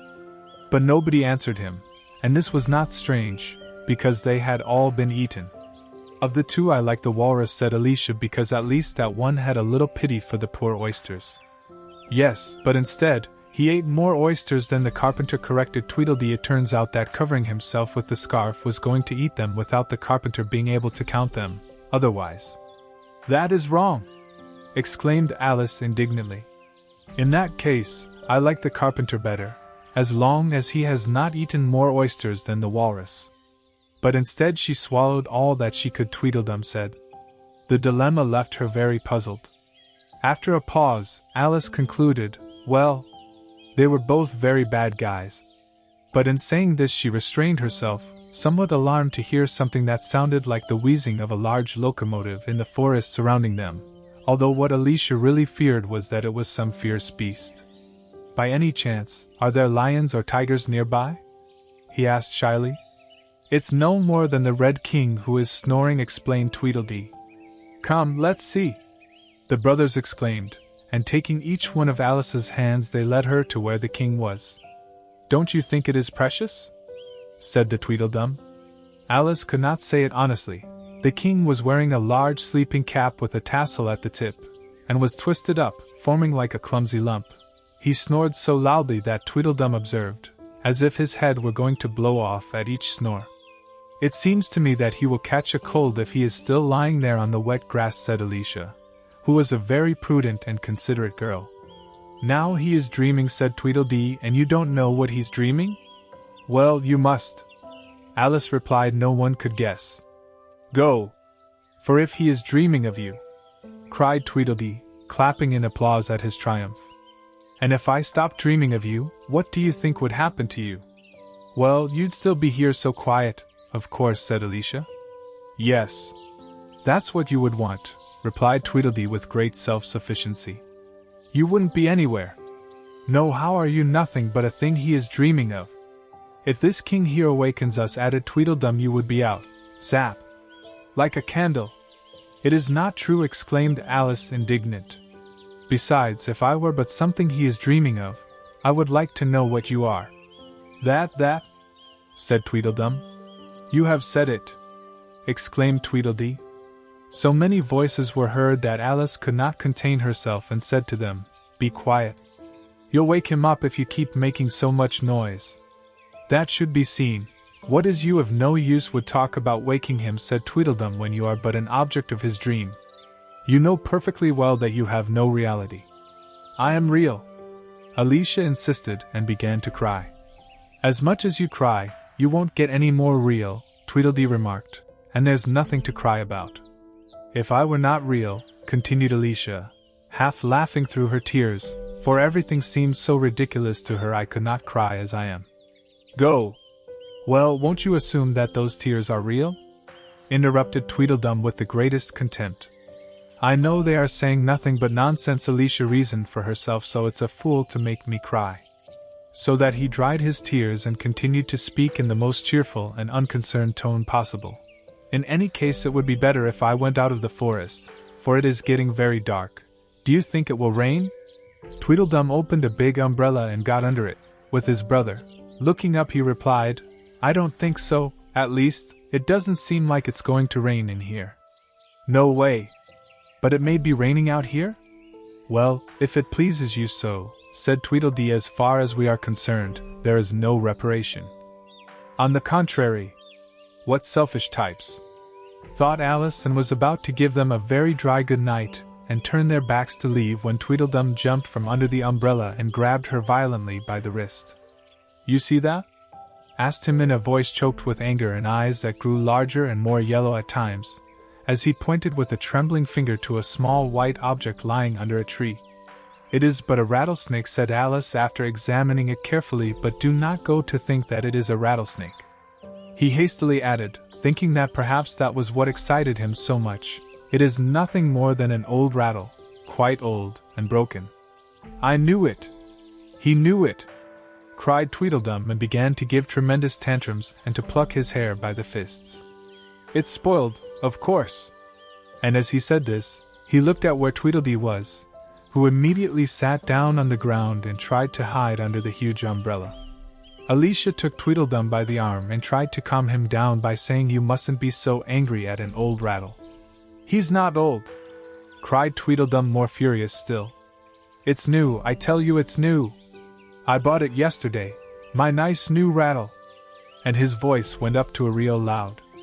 All this time, Tweedledee had been trying to fold her umbrella as best she could, with it inside, which represented such an extraordinary execution that it managed to distract Alice and forget for a moment about her angry brother. But he did not succeed at all and ended up rolling on the ground, wrapped in an umbrella from which only his head was sticking out, and there he stood, opening and closing his mouth, with eyes wide open, looking more like a fish than anything else, thought Alice. You will of course agree that we should mourn, Tweedledum said in a slightly more relaxed tone. I suppose so, said the other grumpy as he came out of the umbrella, only, you know, she'll have to help us dress. So the two brothers went hand in hand into the forest and came back from there at a minute with their arms laden with all sorts of things, such as cushions, blankets, mats, tablecloths, pots, lids and coal buckets. I hope you have a good hand at pinning and tying, Tweedledee warned, for we must put on each and every one of these things in whatever way. Later, Alicia used to comment that she had never seen a bigger fuss than the ones they made for so little, and the amount of objects they had to put on top, and the work they gave her by making them tie strings and hold buttons. The truth is that when they are finished they will look more like two piles of old clothes than anything else, said Alice, while she was toiling to wrap a cushion around Tweedledee's neck. So that they cannot cut off my head, as he said. You know, he added with great gravity, that it is one of the worst things that can happen to a man in combat, that his head be cut off. Alicia laughed happily, but managed to hide the laughter with a little cough for fear of hurting her feelings. Am I pale? Asked Tweedledum, approaching to have his helmet girded. He called it a helmet, though it looked more like a pan. Well, yes, a little, Alicia assured him with kindness. The truth is that I am usually a very valuable person, continued Tweedledum in a low voice. What happens is that today I have a headache. And a toothache, said Tweedledee, who had heard the remark. I am far worse off than you. In that case, it would be much better if you didn't fight today, said Alicia, thinking that she had a good opportunity to reconcile them. We have no choice but to fight today. But I wouldn't mind if it wasn't for long, said Tweedledum. What time is it? Tweedledee consulted his watch and replied, It's 4:30. Well, then let us fight until 6, and then we'll have dinner, Tweedledum proposed. Very well, agreed the other, though somewhat taciturn, and she, to witness the duel. Only not too close to me, he added, because when I get my blood on my head, come on, I give it all I see. And I give to everything that is within my reach, see it or not see it. Tweedledee cried. Well, if that is so, laughed Alice, I bet you have been hitting all these trees very often. Tweedledum looked around with great satisfaction. I suppose he boasted that when we are finished, there will not be a single healthy tree left in the vicinity. And all for a rattle! Exclaimed Alice, who still hoped that they would be a little ashamed of fighting over such a small thing. I would not have cared so much, Tweedledee excused, if it had not been a new one. How I would like the monstrous crow to appear now, thought Alice. We have but a sword, you know, said Tweedledum to his brother, so that you can use the umbrella. Click just as well. Only it is better that we start soon, because everything is getting very black. And so black, agreed Tweedledee. It was getting dark so quickly that Alice thought some storm might be coming. What a thick, black cloud, he said, and how quickly the sky is overcast. But what do I see? What if it seems to me that cloud has wings? It is the crow. Tweedledum shouted with a cry of alarm, and in the act the two brothers went out of the stampeder and disappeared into the forest. Alicia ran a little too and stopped under a big tree. I don't think he can find me here, he thought. It's too big to penetrate these trees. But I would like you not to let go like that. A hurricane is rising in the forest. There goes a shawl that will have been blown away. 5. Water and wool. And while saying this, he took the shawl to flight. He looked around him to see if he could find his mistress. At the moment appeared the White Queen, running disembodied through the forest, with open arms and a cross, as if she came flying, and Alicia very politely approached to return the shawl. It's a great pleasure to have been able to lend him a hand, said Alicia as I helped her put it back on. The White Queen seemed unable to answer him, but with a strange expression, as if she felt frightened and helpless, and repeating in a low voice something that sounded like bread and butter, bread and butter. So Alicia decided that if she didn't start saying something, she would never get to engage in conversation. He began her then, timidly, asking, Do I have the honor of addressing the White Queen? Well, if you call that to address, replied the White Queen, not at all what I understand by that word. Alicia thought it would be pointless to start arguing just when they were starting to talk, so she smiled and said, If your Majesty would tell me how I should begin, I will try my best. But I don't want you to do it at all, moaned the poor Queen. I've been going all the time for the last 2 hours. More valuable, thought Alicia, to have someone direct her a little, for she was so unkempt. Everything is misplaced, Alicia thought, and pins are left everywhere. May I put the shawl on? She added loudly. I don't know what's wrong with her, sighed the Queen, melancholy. I think she must be in a bad mood. I've put it with a pin here and another there, but there's no way it can stay still. It can't look good, of course, if you hold it only on one side, said Alicia as she was putting it down very carefully, and, oh my God, what condition is that hair? It has been tangled with the brush, explained the Queen, sighing, and the comb was lost yesterday. Alicia carefully untwisted the brush, and did what she could to fix her hair. Wow, it looks so much better, he said after having moved most of the pins. What he really needs is a maid. I'm sure he'd be happy to hire you, said the Queen. 2 real a week and jam 1 day and not. Alicia could not help laughing at this, and replied, I would not want to see myself employed, and I do not like the jam so much. Ah, it's an excellent jam, the Queen insisted. Well, in any case, what it is today I don't fancy anything. Today is when you couldn't have it even if you wanted to. The Queen cut off. The rule is, jam tomorrow and yesterday, but never today. He will have to touch jam today, objected Alice. No, it cannot be, the Queen rebutted. It must be jam every other day, and today can never be another day, is it not? No, I do not understand anything, said Alice Dash. What a mess I made with all that. That's what always happens when you go backwards, the Queen explained kindly. At first you get a little dizzy, living backwards. Alicia repeated with great astonishment. Never have I heard such a thing. But it has a great advantage, and that is that the memory works in both directions. I'm sure mine only works in one, Alicia observed. I can't remember anything that hasn't happened before. Bad memory, the one that only works backwards, censured the Queen. What kind of things do you remember best? He dared to ask Alicia. Oh, of the things that happened within 2 weeks, replied the Queen with the greatest naturalness. For example, he added, bandaging a finger with a good piece of gauze, there you have the messenger of the king. He is now in prison, serving his sentence. But the trial will not begin until next Wednesday, and of course, the crime will be committed at the end. And supposing that he never commits the crime? Asked Alicia. That would be so much better, don't you think? Said the Queen, holding up with a ribbon the bandage she had put on her finger. Alice felt that this could not be denied. Of course it would be better, but then, having served time wouldn't be so much better for him. That's where you're all wrong, the Queen assured. Have you ever been punished? Only for mischief, Alicia excused herself. And I am sure that the punishment did you good, the Queen triumphantly concluded. Yes, but I had done the things for which I was punished, insisted Alicia, and therein lies the difference. But if you had not committed them, replied the Queen, that would have suited you much better still. Much better, much better. But it is much better. With each better I was raising more and more the tone of voice until at the end only a very high cry was heard. Alicia was going to reply that there must be some error in all this, when the Queen began to give such loud shouts that she had to leave the sentence unfinished. Aye, wailed the Queen, shaking her hand as if she wanted it to be released. My finger is bleeding. Aye. His shouts were so much like the whistle of a locomotive that Alice had to cover her ears with both hands. But what's wrong?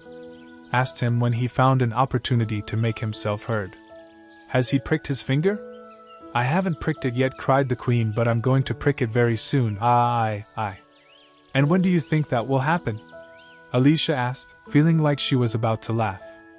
When I hold my shawl again, the poor Queen groaned. The clasp will come off in a moment. Oh. And he didn't quite say it when the brooch was slammed open and the Queen grabbed it frantically to buckle it back up. Beware! Cried Alice, he's grasping the wrong side of him. And tried to put it right. But it was too late. The hook had been opened and the Queen was pinching her finger with the needle. That explains the bleeding earlier, he said to Alicia with a smile. Now you know how things happen here.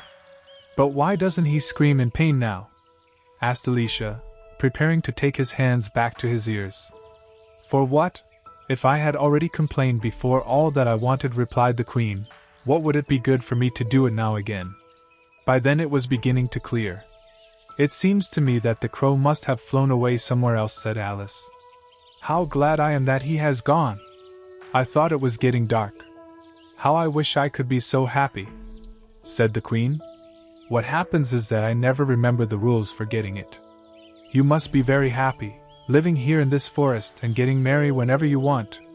Oh, if I were not so lonely here, complained Alice in a melancholy voice, and at the thought of how alone she was, 2 tears rolled down her cheeks. Wow, don't get so, cried the poor Queen, twisting her hands in despair. Consider what an exceptional child you are. I consider how far you have come today. Consider the hour that is. Consider anything, but do not cry. Alice could not help laughing at this, despite her tears. Can you stop crying considering things? He asked. That's the way to do it, said the Queen with great determination. No one can do 2 things at once, with which. Let's start by considering your age. How old is he? I'm 7.5 years old exactly. You needn't say exactly, the Queen remarked. I believe you without it being recorded. And now I will tell you something to believe in. I have just been 101 years, 5 months and a day. That I cannot believe, exclaimed Alice. What can't you believe? The Queen repeated with great sorrow.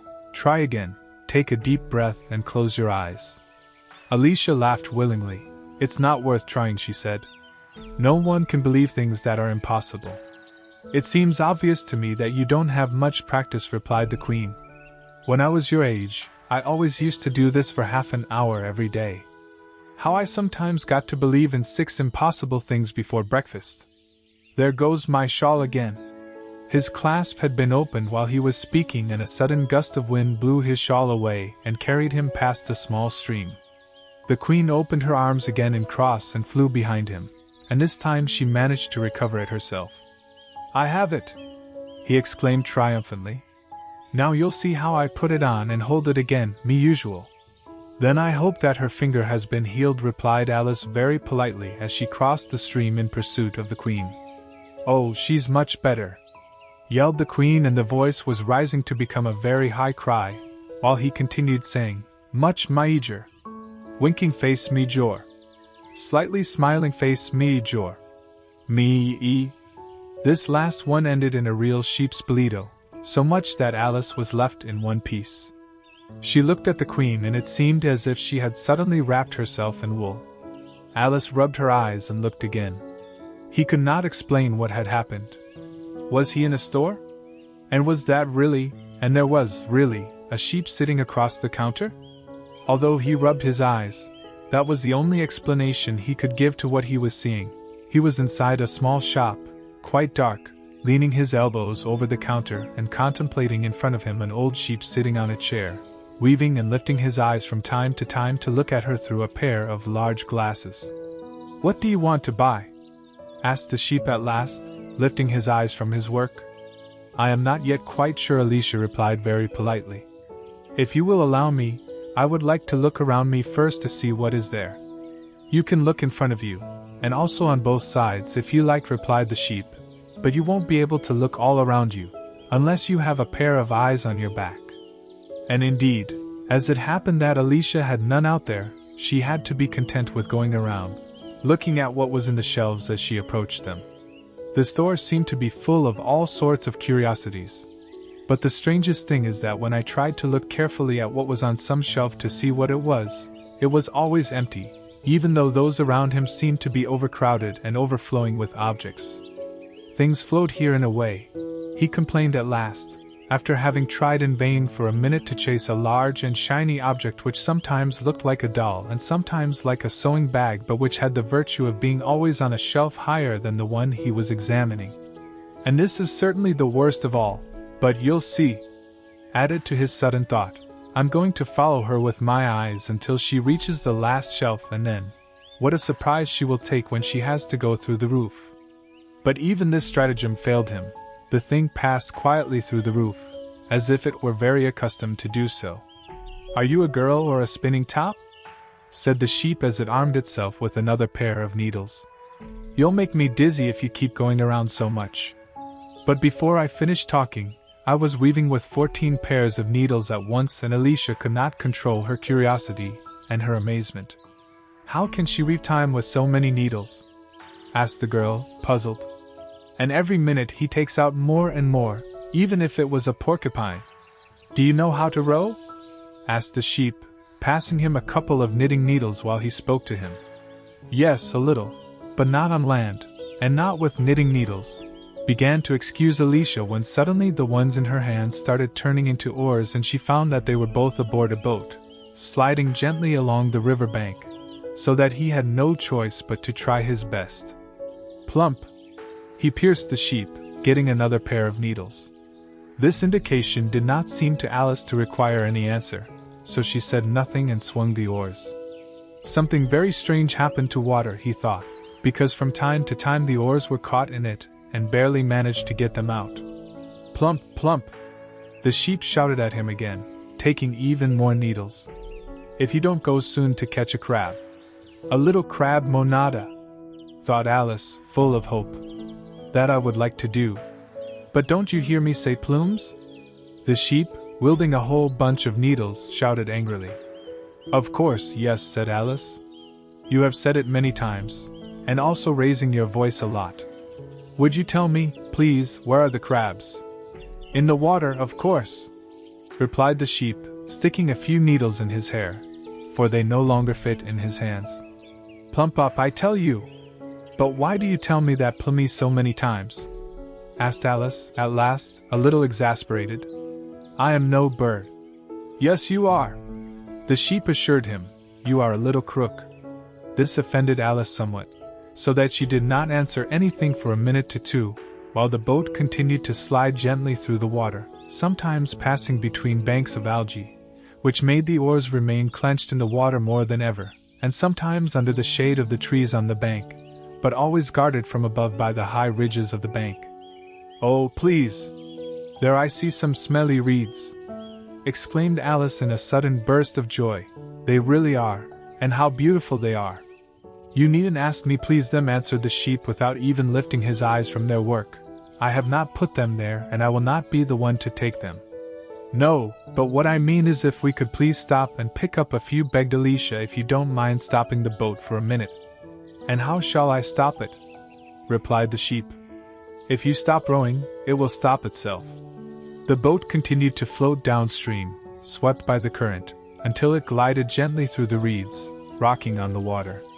And then it was the careful rolling up of the arms and sinking them down to the elbow, to pick up the reeds as low as possible before pulling them off.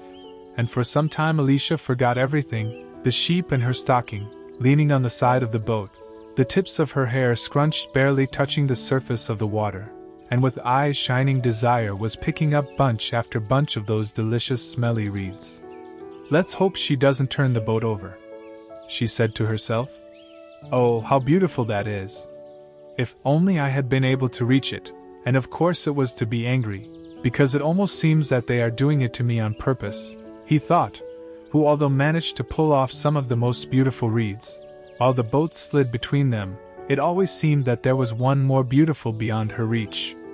"The most precious are always further away," said at last, sighing, before the obstinacy of those reeds, determined to grow so far away, and reclining on his bench, with his cheeks burning and water dripping from his hair and hands, he began to sort out the treasures he had just gathered. What did she care that the smelly reeds had begun to wither, and lose their scent and beauty from the very moment she picked them up? If even the smelly reeds of truth, they last no more than a little, and these that lay in bundles at their feet, being dreamt reeds, were melting and disappearing as if they were snow. But Alicia hardly noticed this, because there were so many other curious things going on that I had to think about. They had not gone much further when the paddle of one of the oars got caught in something under water and did not want to let go for anything, or so explained Alicia later, and consequently, the fist of the oar ended up sticking under her chin, and despite a series of choppy and sharp eyes, Alice was inevitably dragged out of her bench and thrown to the bottom, among her bundles of reeds. However, no harm was done, and soon it regained its place. The sheep had continued knitting all this time, as if nothing had happened. "Nice crab you caught." "Eh?" she observed, as Alicia sat back on her bench, very relieved to see that she was still inside the boat. "Really? I did not see it," said Alice, looking carefully at the dark waters above the board. "I wish he had not let loose. Oh, I would have liked to take home a crab." But the sheep just laughed contemptuously and continued to make socks. "Are there many crabs around here?" asked Alice. "There are crabs and all sorts of things," replied the sheep. "There is a good assortment, you have no choice. Come on, decide. What do you want to buy?" "Buy," Alicia repeated in a tone of voice between astonished and frightened, for the oars, the boat and the river had vanished in an instant, and she was back in the small dark pottery of before. "I would like to buy you an egg, please," said the corporal shyly. "How much do you sell them for?" "5 reals and an eighth the egg, and 2 reals the pair." "So 2 cost less than 1? asked Alice, astonished, taking out her purse. "It's that if you buy 2 eggs you have to eat both," explained the sheep. "In that case, I'll take only 1, please," concluded Alicia, placing the money on the counter, for he was thinking of "let's see if they are all good." The sheep took the money and put it in a box. He said later, "I never give my clients anything with my hand, that would not be right. You have to take it yourself." And with this he went to the other end of the tent, and put the egg standing on a shelf. "I wonder why it wouldn't be right for her to hand it over to me herself," thought Alicia, as she groped between tables and chairs, for the back of the store was very dark. "That egg seems to be moving away the more I walk towards it, and, what is this? Will it be a chair? But how, if it has branches? How strange to find a tree growing in here. But I also see there a small stream. Well, this is certainly the strangest store I've ever seen. Alicia continued in this way, more and more astonished as everything that approached became a tree, and she almost expected the same to happen to the egg. 6. Humpty Dumpty. However, the only thing that happened to the egg was that it was becoming bigger and more human. When Alicia came a few meters from where she was, she could see that it had eyes, nose and mouth. And when he had come close at all, he saw clearly that it was none other than Humpty Dumpty himself. It can't be anyone else but him, thought Alice. I'm as sure as if the name were written all over my face. So huge was that face, that he could easily have written his name on it 100 times. Humpty Dumpty was sitting with his legs crossed, as if he were a Turk, on top of a wall.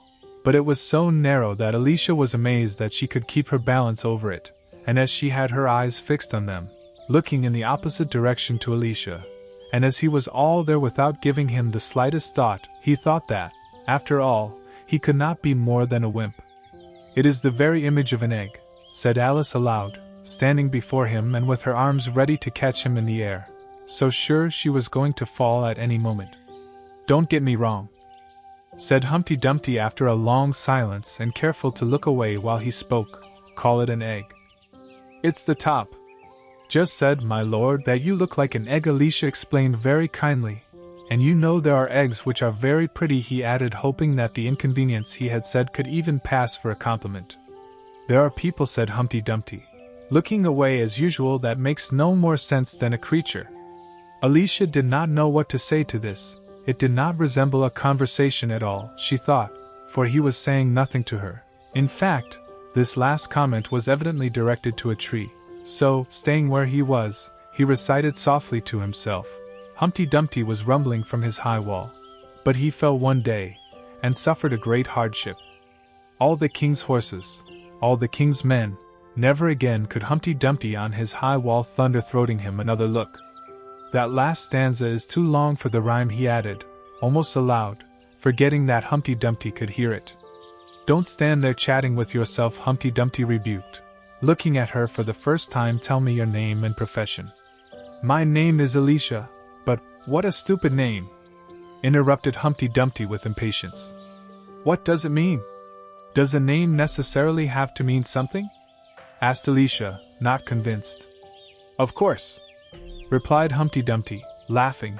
Mine means the shape I have, and a beautiful shape that is. But with that name you have, you could have practically any shape. Why are you sitting out here all alone? Said Alicia, who did not want to get into arguments. Man, why is there no one with me? Exclaimed Humpty Dumpty. Did you think I would not know the answer to that? Ask another question. Don't you think it would be safer down here, with your feet on the ground?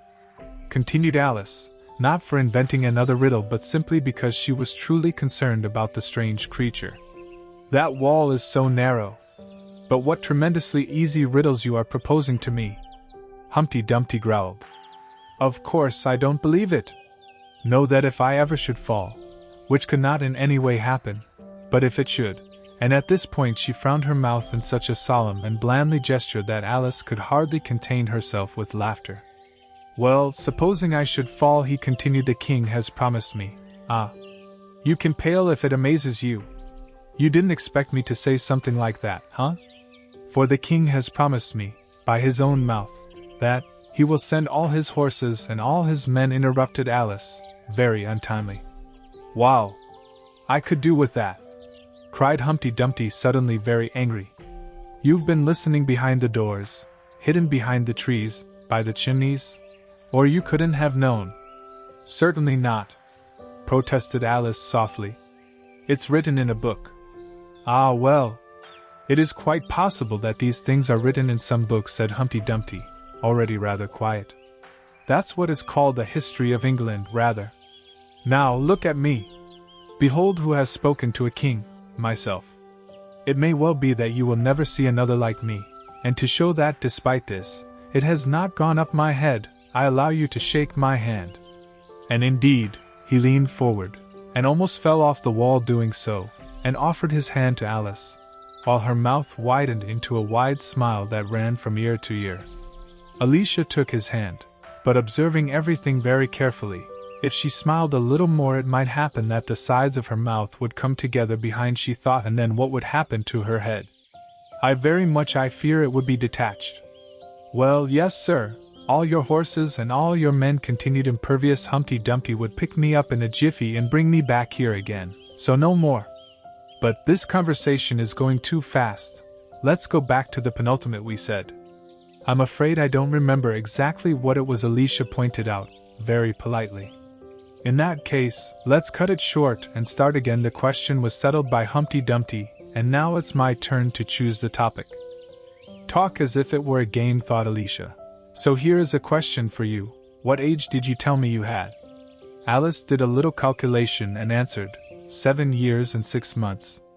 You were wrong, exclaimed Humpty Dumpty, very much pleased. You never said anything like that to me.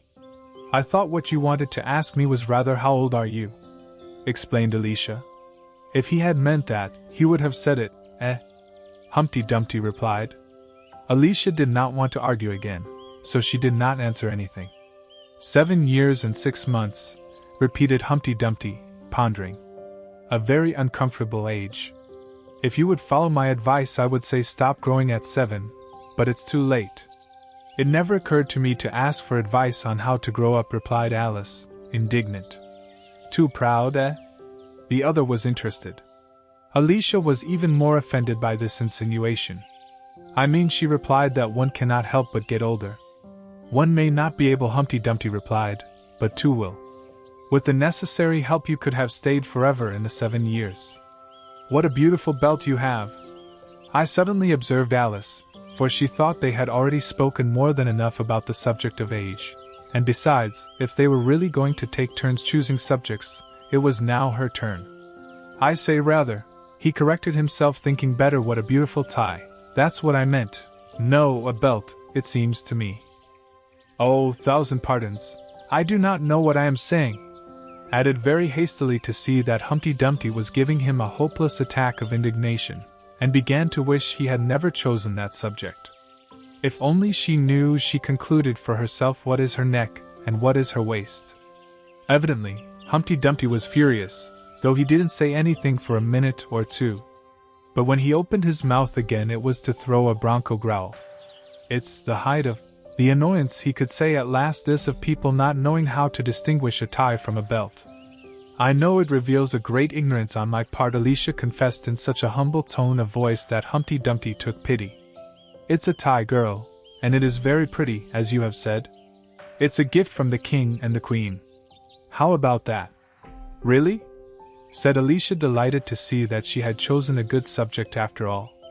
They gave it to me, continued Humpty Dumpty, prosopopea, crossing one leg over the other, and then both hands above a knee. They gave it to me, as a birthday gift. Excuse me? Asked Alicia with a very intrigued air. No offense, I'm not offended, said Humpty Dumpty. I mean, what's a birthday present? Well, a gift that is made on a day that is not a birthday, of course. Alicia stayed on with the idea a bit, but finally she said, I prefer birthday gifts. You don't know what you're saying, yelled Humpty Dumpty. How many days does the year have? 365, answered Alice. And how many days of birthday are you? -1. Well, if you subtract 1 from those 365 days, how many are you left?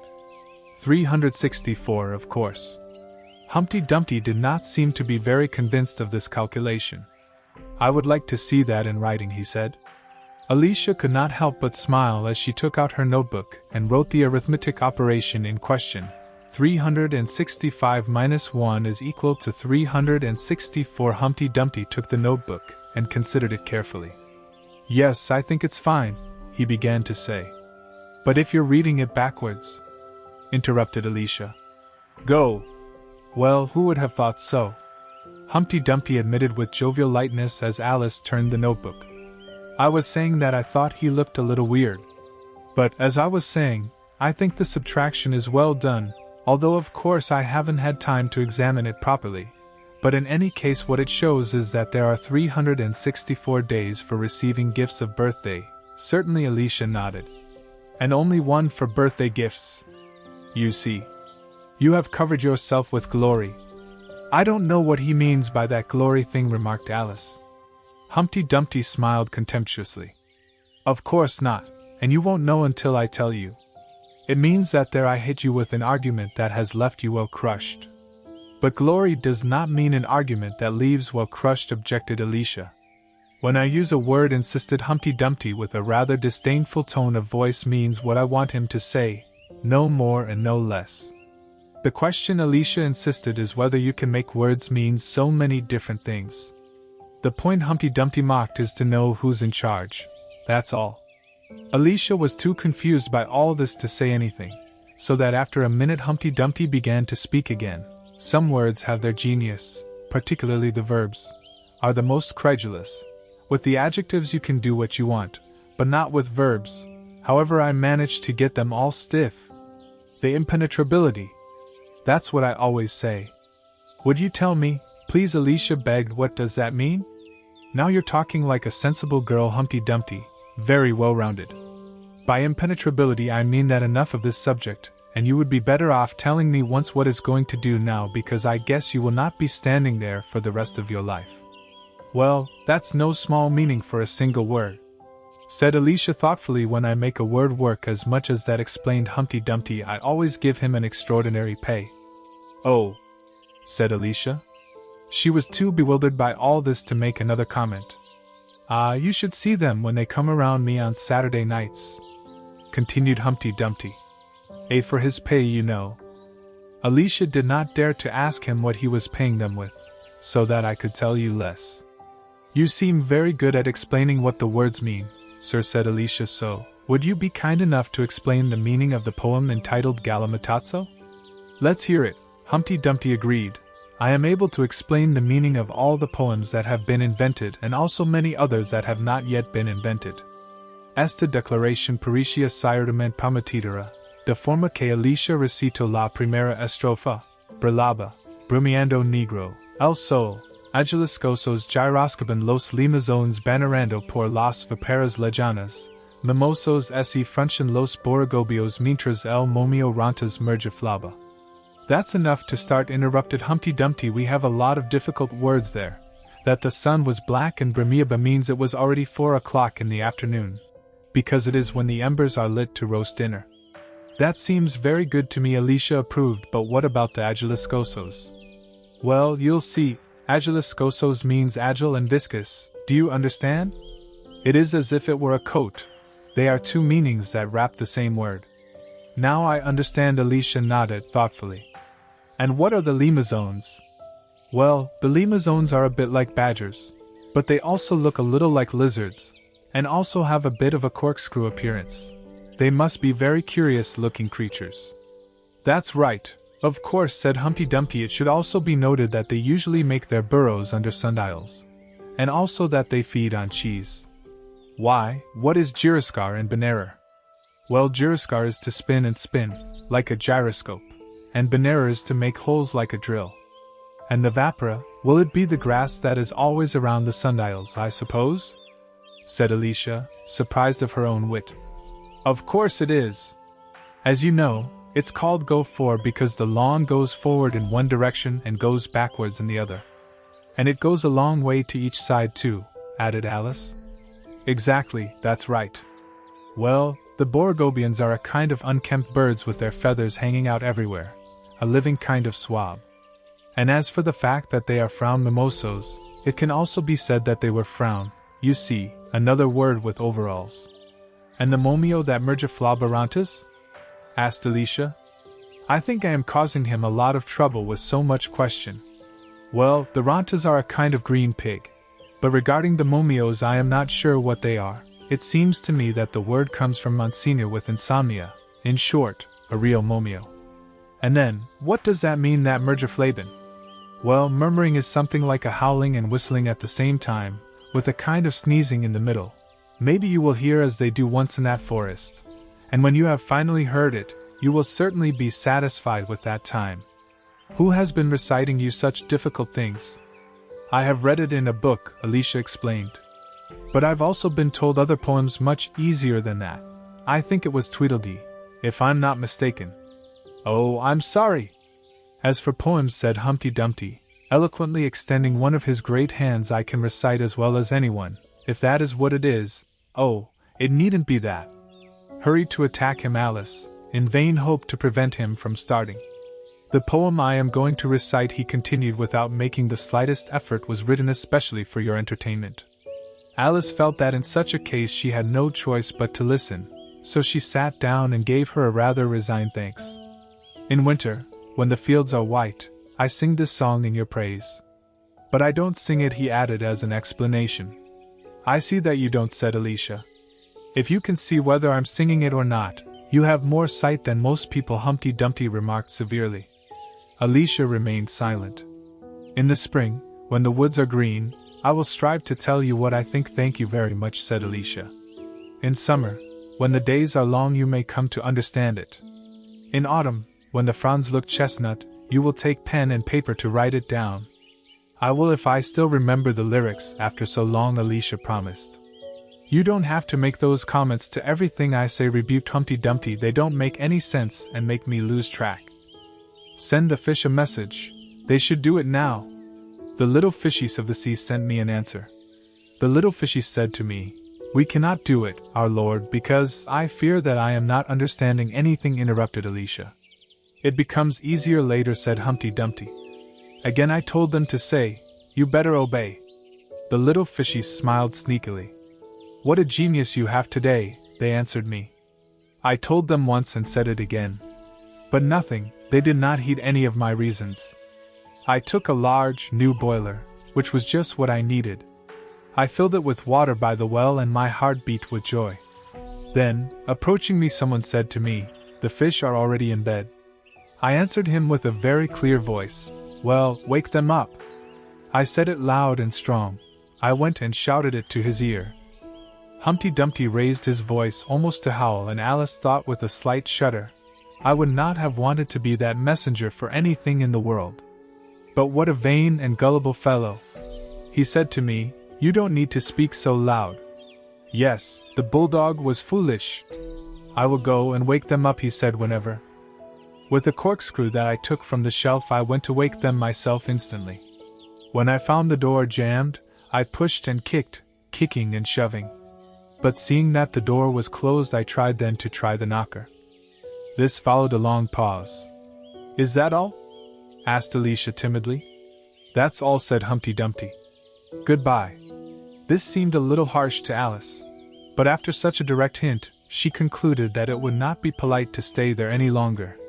So he stood up and gave him his hand. "Goodbye, and until we see each other again," he said to him in the most jovial manner possible. "I don't think I recognize you anymore, even if we saw each other again," replied Humpty Dumpty in a grumpy tone, giving him a finger to shake it off. "You are so exactly like all the others. Usually one is distinguished by the face," pointed Alice pensive. "That's precisely what I complain about," grumbled Humpty Dumpty. "Your face is identical to the other, there, a pair of eyes," pointing its place in the air with the thumb, the nose, in the middle, the mouth underneath. "Always the same. On the other hand, if you had both eyes on the same side of the face, for example, or mouth on the forehead, that would be different."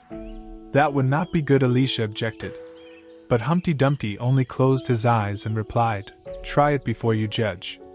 Alicia waited a minute to see if she would speak again.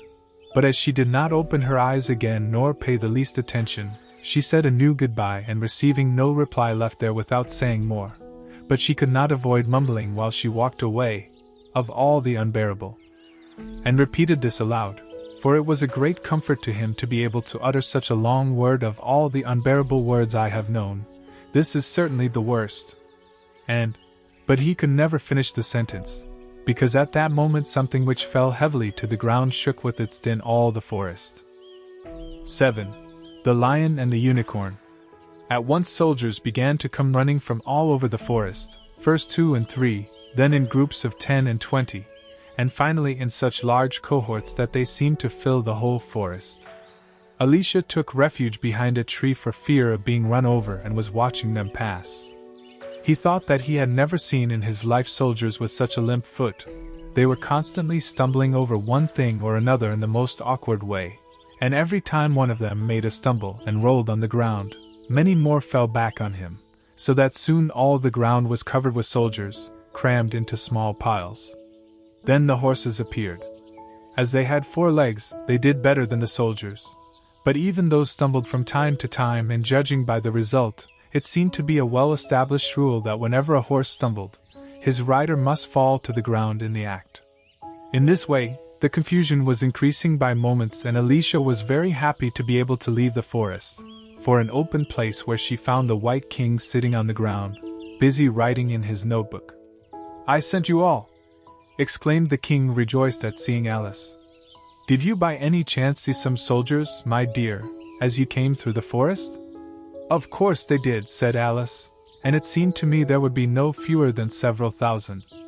4,207, to be exact," the king clarified by consulting his notes, "and I could not send all the horses, as you will understand, because 2 of them must at least remain playing the game.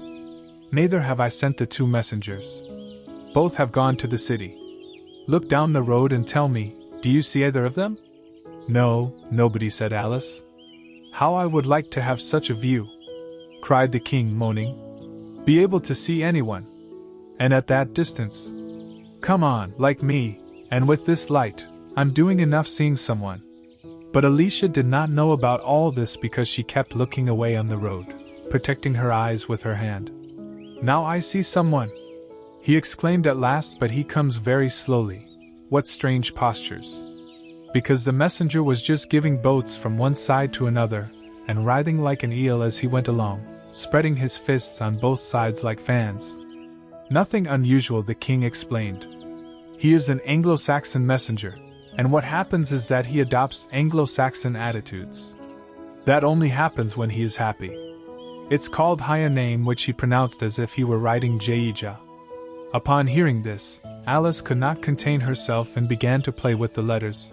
"A ship comes loaded with H. I love my love with H because it is beautiful. I hate it with H because it is horrible. I feed it of beans and hay.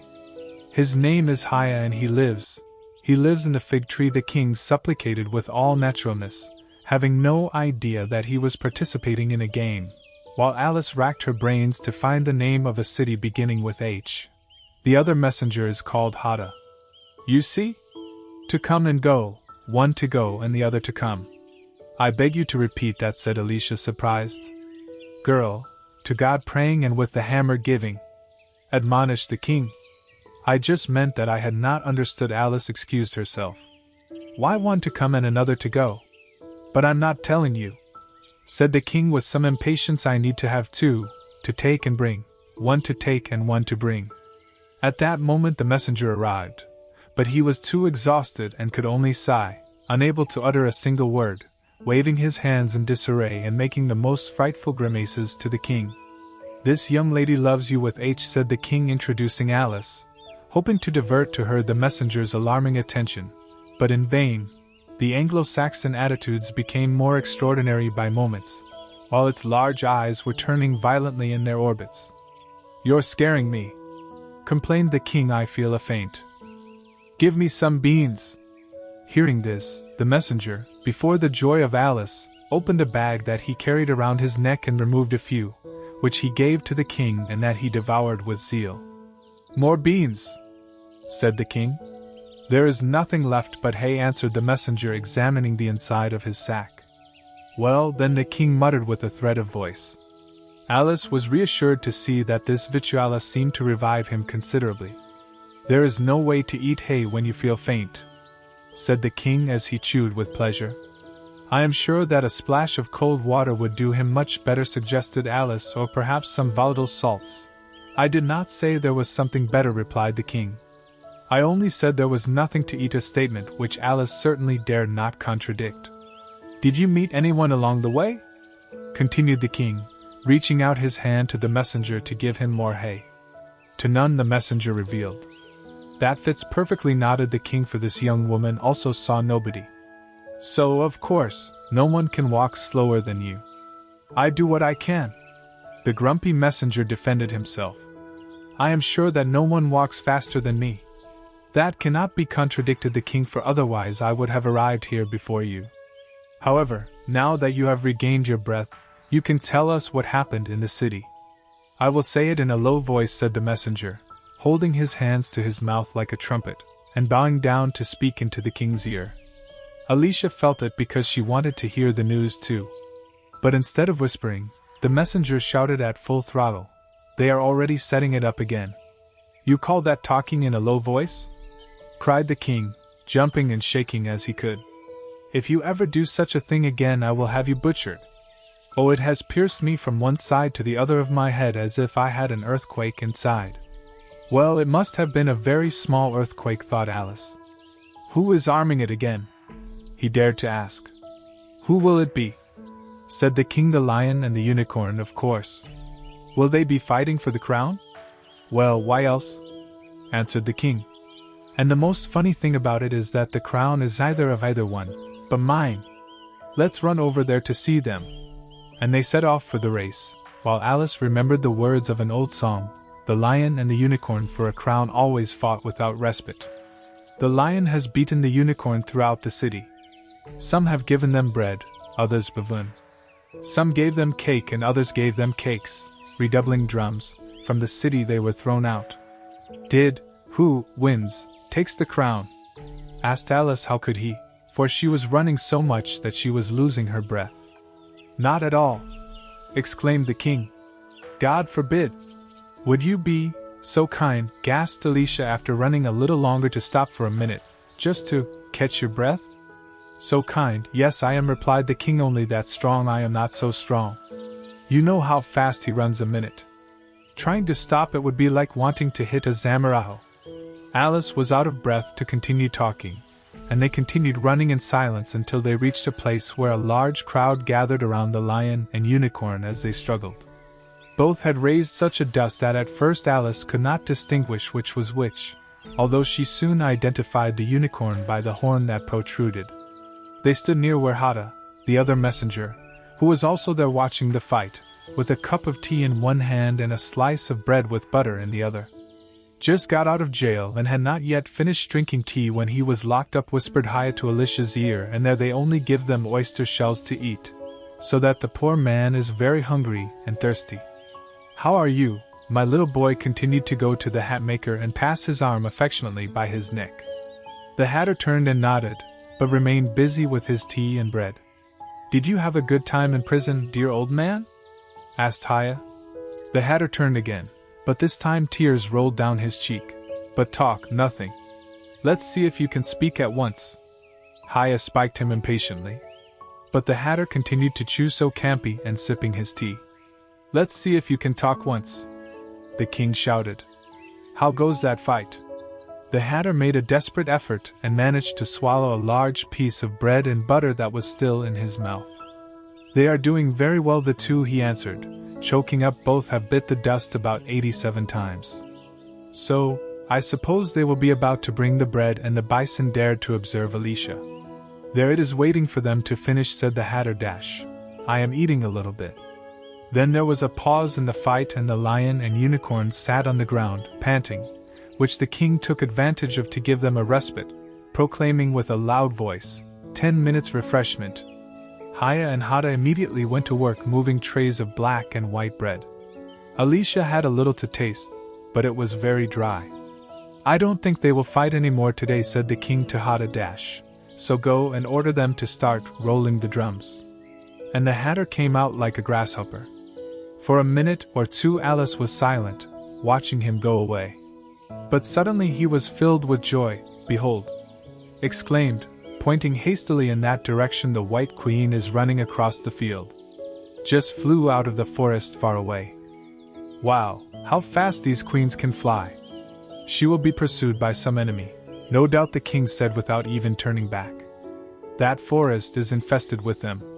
"But won't you run to help her?" asked Alicia, very surprised that he took it so easy. "It's not worth it. It would be of no use," the king excused himself. "He runs so fast that it would be like trying to grab a zamarajo. But I'll write a memo about the case if you want. He's such a good person," he commented softly to himself, as he opened his notebook. "Hey, good is written with B or V?" At this moment the unicorn wandered around, waving his hands in his pockets. "I won this time, didn't I?" said the king, barely looking over him as he passed by. A little, the king gave a nervous nod. "You shouldn't have put that twat through him, don't you think?" "It did him no harm," the unicorn said without giving it any importance, and he was going to continue talking when his sight came upon Alice. He turned in the act and stood there for some time, looking at her with an air of deep disgust. "What is this?" he said at last. "This is a girl," Haya explained very willingly, putting himself between the two to present her, for which he extended both hands in his direction, in characteristic Anglo-Saxon attitude. "We just found it today. It's life-size and twice as spontaneous. I always thought it was a fabulous monster," exclaimed the unicorn. "Is she alive?" "Can he at least speak?" solemnly declared Haya. The unicorn beheld Alice with a dreamy look and said, "Speak, child." Alice could not prevent her lips from curving into a smile as she broke to speak, saying, "You know what? I always thought unicorns were fabulous monsters too. I've never seen one." "Well, now that we have both seen each other," said the unicorn, "if you believe in me, I'll believe in you, deal?" "Yes, as you wish," answered Alice. "Allah! Let's see if that fruit pie comes up, old man," continued the unicorn, turning to the king. "Don't you come with that black bread." "Sure. Sure!" The king hastened to babble, and motioned to Haya, "Open the sack, whisper." "Quick!" he said. "That's not. It has nothing but hay." Haya took a large cake out of the sack and gave it to Alicia for her to keep while he took care of pulling out a fountain and a carving knife. Alicia could not understand how so many things came out of the bag. "It's like a magic trick," he thought. As all this was happening, the lion met them. He had a very tired and drowsy look and even closed his eyes a little. "What is this thing?" asked, blinking indolently in the direction of Alicia and speaking in a hollow, cavernous tone that sounded like the ringing of a great bell. Come! What do you think it is?" exclaimed the unicorn anxiously. "You can't guess." "I certainly couldn't." The lion gazed at Alice wearily. "Are you animal, vegetable, or mineral?" he asked, yawning at every word. "It's a fabulous monster!" cried the unicorn before Alicia could answer anything. "Then, pass that fruit cake, monster," the lion answered, lying on the ground and resting his chin on his legs. "And sit down, you two, the king and the unicorn, to see if we don't cheat with the cake." The king was evidently very uncomfortable having to sit between the two great beasts. But he could not sit anywhere else. "What a fight we could have now for the crown!" "Huh!" The unicorn looked away at the crown, which was beginning to shake violently on the king's head, so much that it was trembling. "It would be easy to win," said the lion. "Don't be so sure," replied the unicorn. "How? I have run you through the whole town." "Oh, so chicken," replied the lion furiously, almost standing while I was so nagging. At this point, the king interrupted them to prevent them from resuming the fight. He was very nervous and certainly his voice trembled. "All over the village?" he asked. "It's not too far. Did you go by the old bridge or the market?" "The old bridge is the best view." "I could not tell where we went," the lion growled, laying down again on the ground. "It was too dusty to see anything." "How long does it take the monster to cut that cake?" Alice had sat on the edge of a small stream with the large fountain on her knees and was working diligently with the knife. "But what a nuisance," he said, addressing the lion. She was getting quite used to being called monster. "I have already cut several pieces, but they all come together again." "You do not know how to do it with pastries from the mirror," the unicorn remarked. "Divide the pieces first and cut them later." Although this seemed silly to her, Alice stood up obedient and passed the fountain to one and another. The cake was divided into 3 parts only as she passed it. "Now, cut it into pieces," said the lion when he had returned to his place with the empty fountain.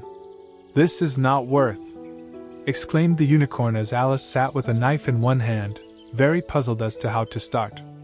"The monster has given the lion twice as much as me, but instead she is left with nothing," pointed the lion. "Don't you like fruit cake, monster?" But before Alicia could answer, the drums started to double.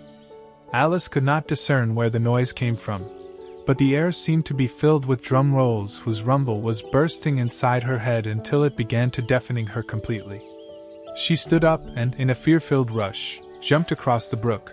She had just time to see, before falling on her knees and covering her ears trying in vain to isolate herself from the tremendous noise, how the lion and the unicorn suddenly stood up, looking around furiously at seeing their party interrupted. If that doesn't throw them to the town, she thought for herself, nothing will ever. 8. It's my own invention. After a while, the noise gradually subsided until everything became silent, so Alicia raised her head, a little alarmed.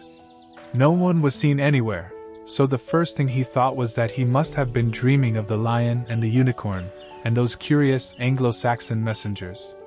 Yet there still lay at his feet the great fountain upon which he had been trying to cut the cake. So, after all, I haven't been dreaming, she said to herself, unless we were all part of the same dream. Only if so, I hope the dream is mine and not that of the Red King. I don't like to be part of other people's dreams, she continued, with a rather whiny voice, as if I'm almost ready to go wake him up and see what happens. At this moment his thoughts were interrupted by some very loud voices, a scream of "Hello! Hello!" Check. That a knight, well armed with purple steel, was uttering, galloping towards her, wielding a large mallet. Just as he reached where Alice was, the horse suddenly stopped. "You are my prisoner," cried the gentleman, as he fell heavily from his horse. Despite the fright she had taken, Alice was at that moment more concerned about him than herself, and was watching with not little anxiety, as she rode back on her mount. As soon as he had settled comfortably in his chair, he began to proclaim again, "You are my..." But at that very moment another voice came upon him with new cries: "Hello! Hello! Jock!" And Alicia turned, quite surprised, to see the new enemy. This time it was the White Knight. He rode to Alice's place, and when he stopped his mount he fell as heavily as the Red Knight had before. Then he rode again, and the two knights looked at each other from their jaws without saying a word for some time. Alice looked at each other, rather disconcerted. "Of course the prisoner is mine," cried the Red Knight at last. "Yes, but then I came and rescued her," replied the White Knight. "Well then we must fight for it," declared the Red Knight, as he picked up his helmet, which was hung from his chair and had a shape like the head of a horse, and pulled it out. "Of course, you will keep the rules of combat, won't you?" observed the White Knight as he also lowered his helmet. "Always do," said the Red Knight, and they both began to beat each other with such fury that Alicia hid behind a tree to protect herself from the cannons. "What are these rules of the fight?" he said, as he contemplated the battle, his head timidly sticking out from his hiding place. "As far as I can see, one of the rules seems to be that every time a knight hits another he throws him off his horse. But if he doesn't, it's him who falls. And it seems that another of those rules is that they have to grab their clubs with both arms, as the puppets of the Guignol do. And what a noise they make when they fall, as if all the iron in the fireplace were falling on the fire. But how still their horses stay! They let them fall and reassemble on them as if it were a pair of tables." Another of the rules of combat, which Alice did not realize, seemed to be that they always fell headlong, and indeed, the contest ended when both fell in this way, side by side. When they came in, they shook hands and the Red Knight rode on his horse and galloped away. "A glorious victory, do you not think?" the White Knight said to Alice as she approached, panting. "I don't know what to say to him," Alicia answered with some doubts. "I would not be a prisoner of anyone. What I want is to be a queen." "And you will be, when you have crossed the next stream," the White Knight assured him. "I will accompany you, so that you can reach safely the edge of the forest. But you know that when I get there I will have to turn back, because that's where my movement ends." "Well, thank you very much," said Alice. "Would you like me to help you remove your helmet?" Evidently the gentleman could not seem to be able to manage on his own, but Alice finally succeeded, pulling and shaking him. "Now you can breathe," exclaimed the gentleman, straightening with both hands the long and untidy hairs on his head, and turning his kind face to look at Alice with his big, kind eyes. Alicia thought she had never seen a warrior of such strange appearance in her life. He was covered in a brass armor that sat quite badly and carried on his back an unpainted wooden box of strange shape, upside down, and with the lid hanging open. Alicia examined it with great curiosity. "I see you admire my little box," the gentleman observed in a friendly tone. "It's my own invention, to store clothes and snacks. I carry it upside down, as you see, so that the rain does not enter inside. But it's going to fall all out," Alicia pointed with solicitude. "You have not noticed that she has the lid open?" "I didn't know," the gentleman replied, while a shadow of displeasure crossed his face. "In that case, all things must have fallen out, and the box is no use without them."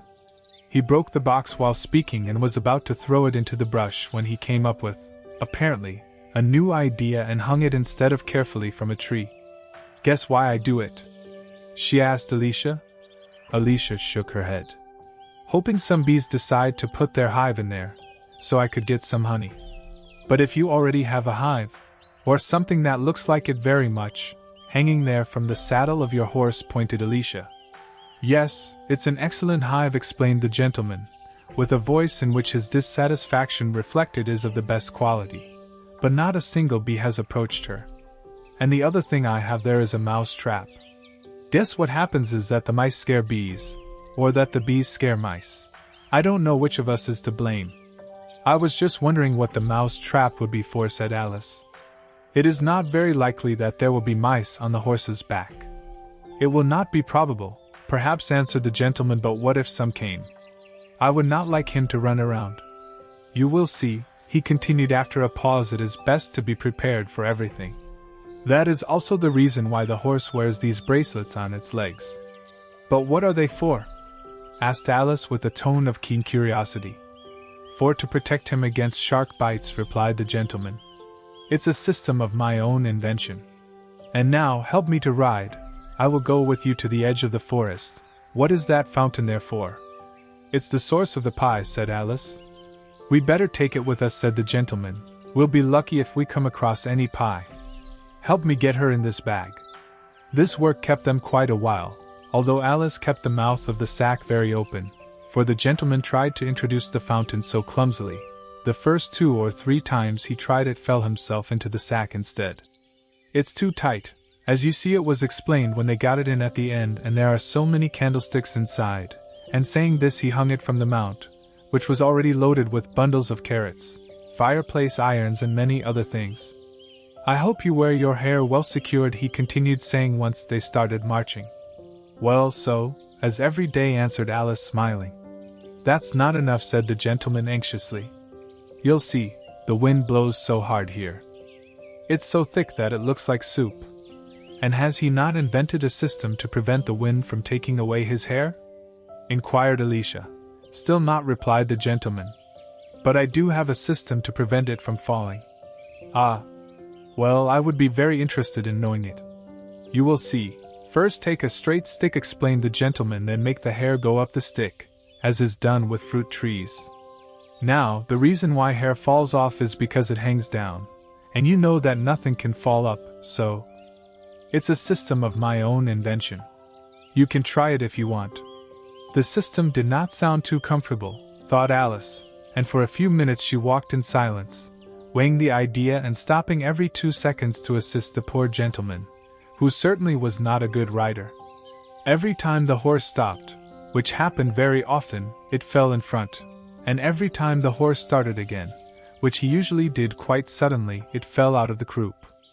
Otherwise he managed quite well, except for the vice of falling down one side or the other of the horse from time to time, and as he would usually do so on the side where Alice was walking, very soon she realized that it was best not to walk too close to the gentleman. "I fear you have not had occasion to exercise yourself on horseback," he ventured to say, as you helped him after his 5th and considerable fall. Upon hearing this, the gentleman made a face of considerable surprise and was somewhat offended. "And why do you think to tell me that now?" asked as he climbed back onto his mount, grasping Alicia's hairs with one hand so that he did not collapse on the other side. "Because people don't fall off the horse as often when they have practice." "Well, I have more than enough practice," the gentleman said gravely. "More than enough. Alicia could not have thought of anything better to say than this. Really? But she did say it as cordially as she could. After this, they continued to advance in silence for some time, the gentleman with closed eyes mumbling unintelligible things and Alice waiting for the next fall. The great art of riding began to declaim. The gentleman, with resonant voice and gesturing with his right arm as he spoke, consists in holding. But here the phrase stopped as unexpectedly as it had begun. The knight fell heavily on his head precisely in the middle of the path that Alice was walking along. This time he was really frightened, and so as he lifted him up, he said with a restless voice, "I hope no bone has been broken." "None worth mentioning," the gentleman replied, as if he did not mind breaking 2 or 3. The great art of riding, as I was saying, is to keep properly in balance. In this way I will demonstrate. He let the reins fall and extended both arms to show Alice what he meant, and this time he fell as long and back under the horse's feet. "Practice more than enough," he kept repeating all the time, while Alice helped him to get up. "Practice more than enough. This is already beyond the line," cried Alice, losing all her patience this time. "What you should have is a wooden horse with wheels. That's what you need." "Is that kind of horse riding smoothly?" asked the gentleman in a tone that revealed his great interest, and he clung firmly to the neck of his horse just in time to save himself from a new, ridiculous fall. "Much softer than a flesh horse," exclaimed Alice, giving a small shriek of laughter that was giving her all this, despite the efforts I made to contain it. "I will get me one," the gentleman said pensively. "1 or 2, several." After this, there was a short silence, and then the gentleman broke again to speak. "I have a considerable talent for inventing things. And I don't know if you noticed that the last time you lifted me up from the floor I was sort of worried. Of course, I thought I had put on a pretty serious face," Alicia said. "Well, it's just that at the time I was inventing a new way to get over a fence. Would you like to know how?" "I would very much like to," Alicia nobly nodded. "I will tell you how I came up with the idea," said the gentleman. "You will see," I said to myself, "the only difficulty is in the feet, because the head is already above. So first I put my head above the fence, and this way it is secured to a sufficient height. And then I put my head down, and then it's the feet that are left high enough, as you will see, and in this way, I pass the fence. Do you understand?" "Yes, I suppose I could get through the fence after that operation." Alicia nodded thoughtfully. "But don't you think it's a bit difficult to execute?"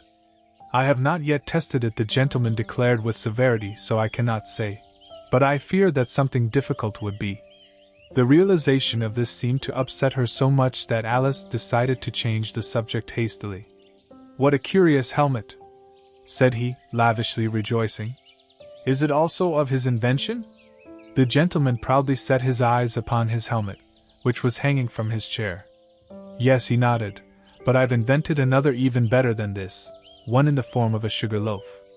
With that helmet on, if I happened to fall off the horse, it immediately hit the ground, since in fact a very short distance fell. Do you understand? Of course there was always the danger of falling into it, of course. That happened to me once, and the worst of it was that before I could go out again, the other white knight came and put him, thinking he was his." The gentleman described this scene so seriously that Alicia did not dare to laugh. "I fear you have done him harm," he remarked with a voice trembling from the chuckle contained being you with all your weight on your head. "I had to kick him, of course," the gentleman explained with the same seriousness. "And then he took off his helmet. But it was hours and hours before he could get out of there. I was so pressed that there was no one to get me out of there." "It seems to me that what you mean is that he was very tight," objected Alice. "Look, pressed everywhere," insisted the gentleman. "Oh, I assure you." He raised his hands, shaking his head, saying this, quite excited, and instantly rolled over the ground, ending up head in a deep ditch. Alice ran to the edge of the ditch to see him. The fall had taken her by surprise, for the gentleman seemed to have held his horse well enough for some time, and he feared that this time he might have really been hurt. Yet, though she could see only the soles of her feet, she was very relieved to hear him say in his usual tone of voice, "Pressed everywhere," he repeated. "But it was an oversight on his part to put another's helmet, and with the other one inside too." How can you be there talking so quietly with your head down like nothing? Asked Alice as she dragged him by the feet and piled his canned limbs on the edge of the ditch. The gentleman seemed to be very surprised by the question. And what does it matter where my body is? He said. My head keeps working all the time. In fact, I've found that the lower my head is, the more inventions I'm going to come up with. Now, the time I did better, he continued after a pause, when I invented a pudding while we ate the meat starter. In time for the next course? Alicia thought. That's what you call thinking fast. Well, it was not the next dish, said the gentleman slowly, with a somewhat restrained voice. No, they certainly did not serve it after the other.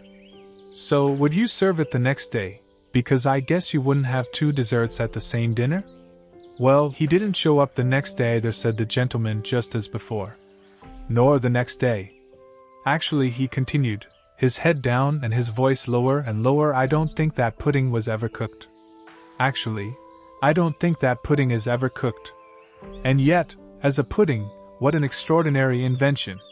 See, what was that pudding made of, according to your invention?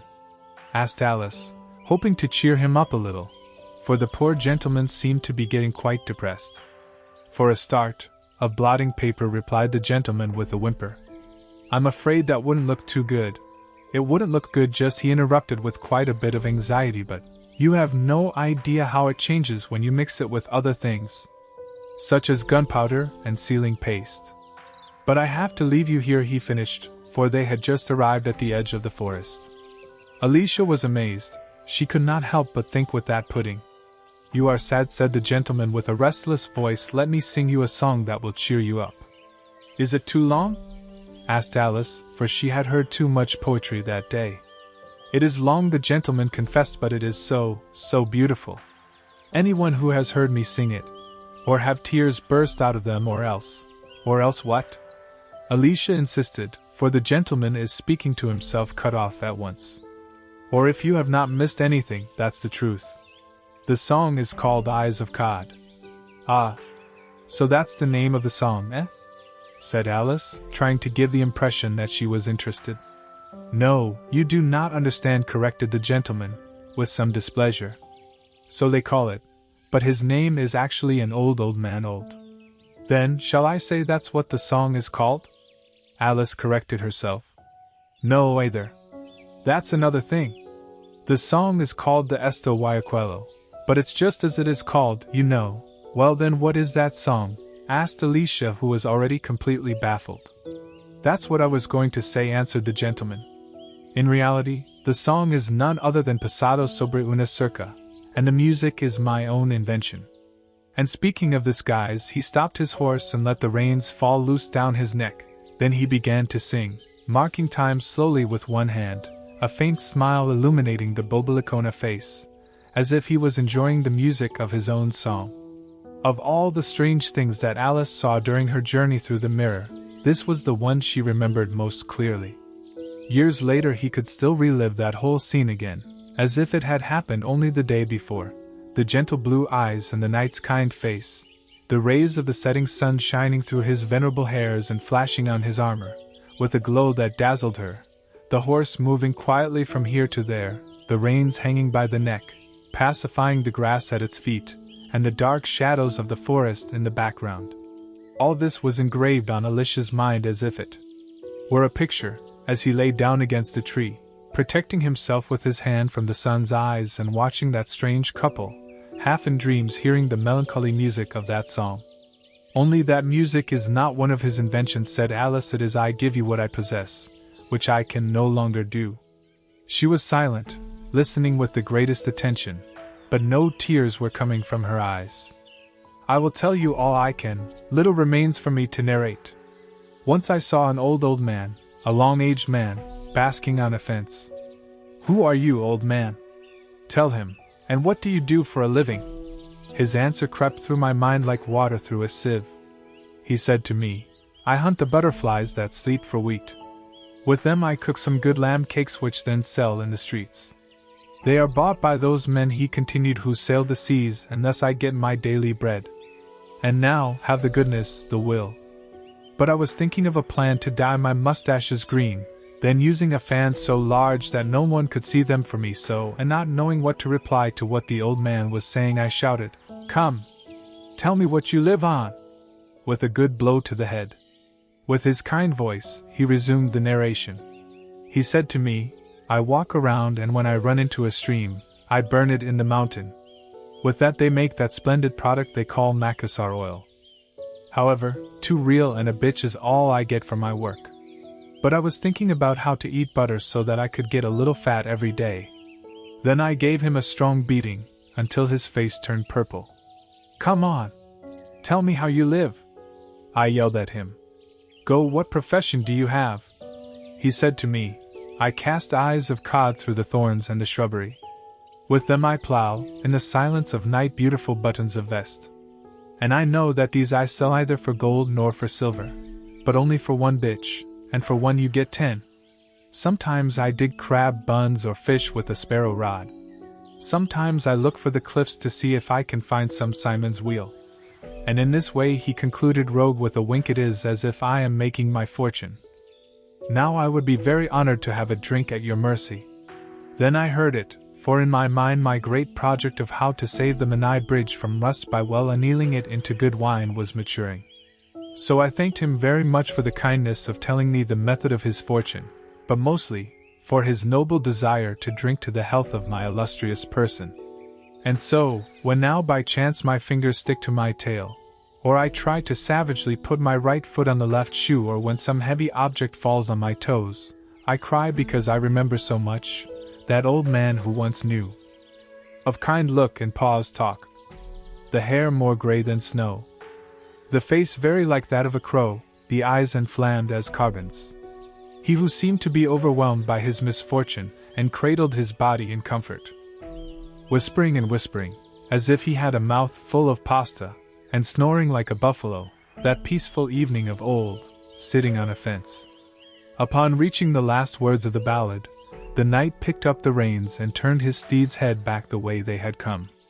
"You only have a few more meters," he said, "going down the hill and crossing the creek that one. Then you will be a queen. But before you will stay here a little to say goodbye, right?" added, seeing Alice turn her head very anxious in the direction I pointed her to. "I won't be long. She's not. You could wait here and shake the handkerchief when I get to that bend.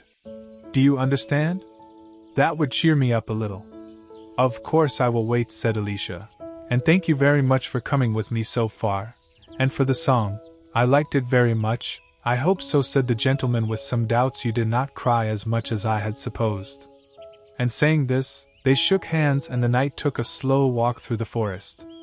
"It won't be long before I see him dismissed, I suppose," said Alice as she followed him with her gaze. "There. On his head, as usual. But it seems to come back quite easily. That wins by hanging so many things from the chair." And thus continued talking to herself while she contemplated how she was falling already on one side and the other as the horse kept comfortably in the path. After the 4th or 5th fall she reached the turn, and then Alicia waved her handkerchief in the air and waited until she lost sight of her. If only that would cheer him up, he said, at the same time as he turned and began to run downhill. "And now, to that stream and become a queen! How well it sounds!" And a few more steps led her to the edge of the forest. "The 8th box at last!" exclaimed, jumping to save the stream and falling on his face, over a meadow as soft as moss, with small flower beds scattered here and there. "Oh! And how glad I am to be here! But what is this that I have on my head?"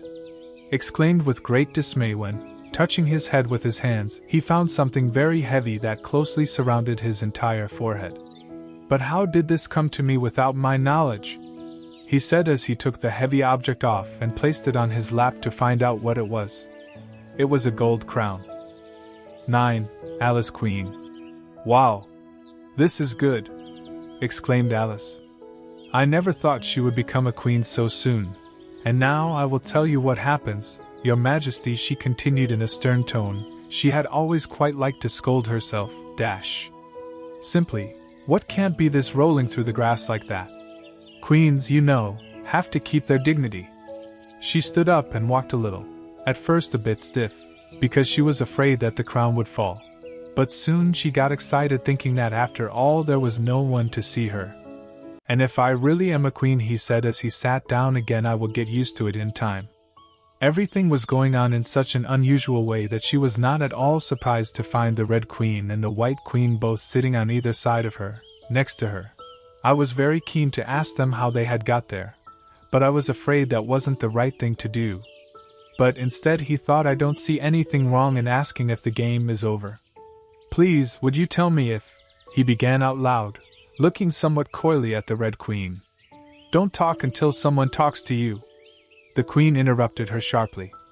"But if everyone followed that rule," objected Alice, who was always ready to argue a little, "and if you only spoke when someone spoke to you, and if the other person was always waiting for you to start talking first, you see, nobody would ever say anything. So ridiculous," cried the Queen.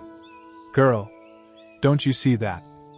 But he stopped talking, frowning, and after pondering a little, suddenly changed the subject of conversation. "What did you mean by 'if you are indeed a queen'?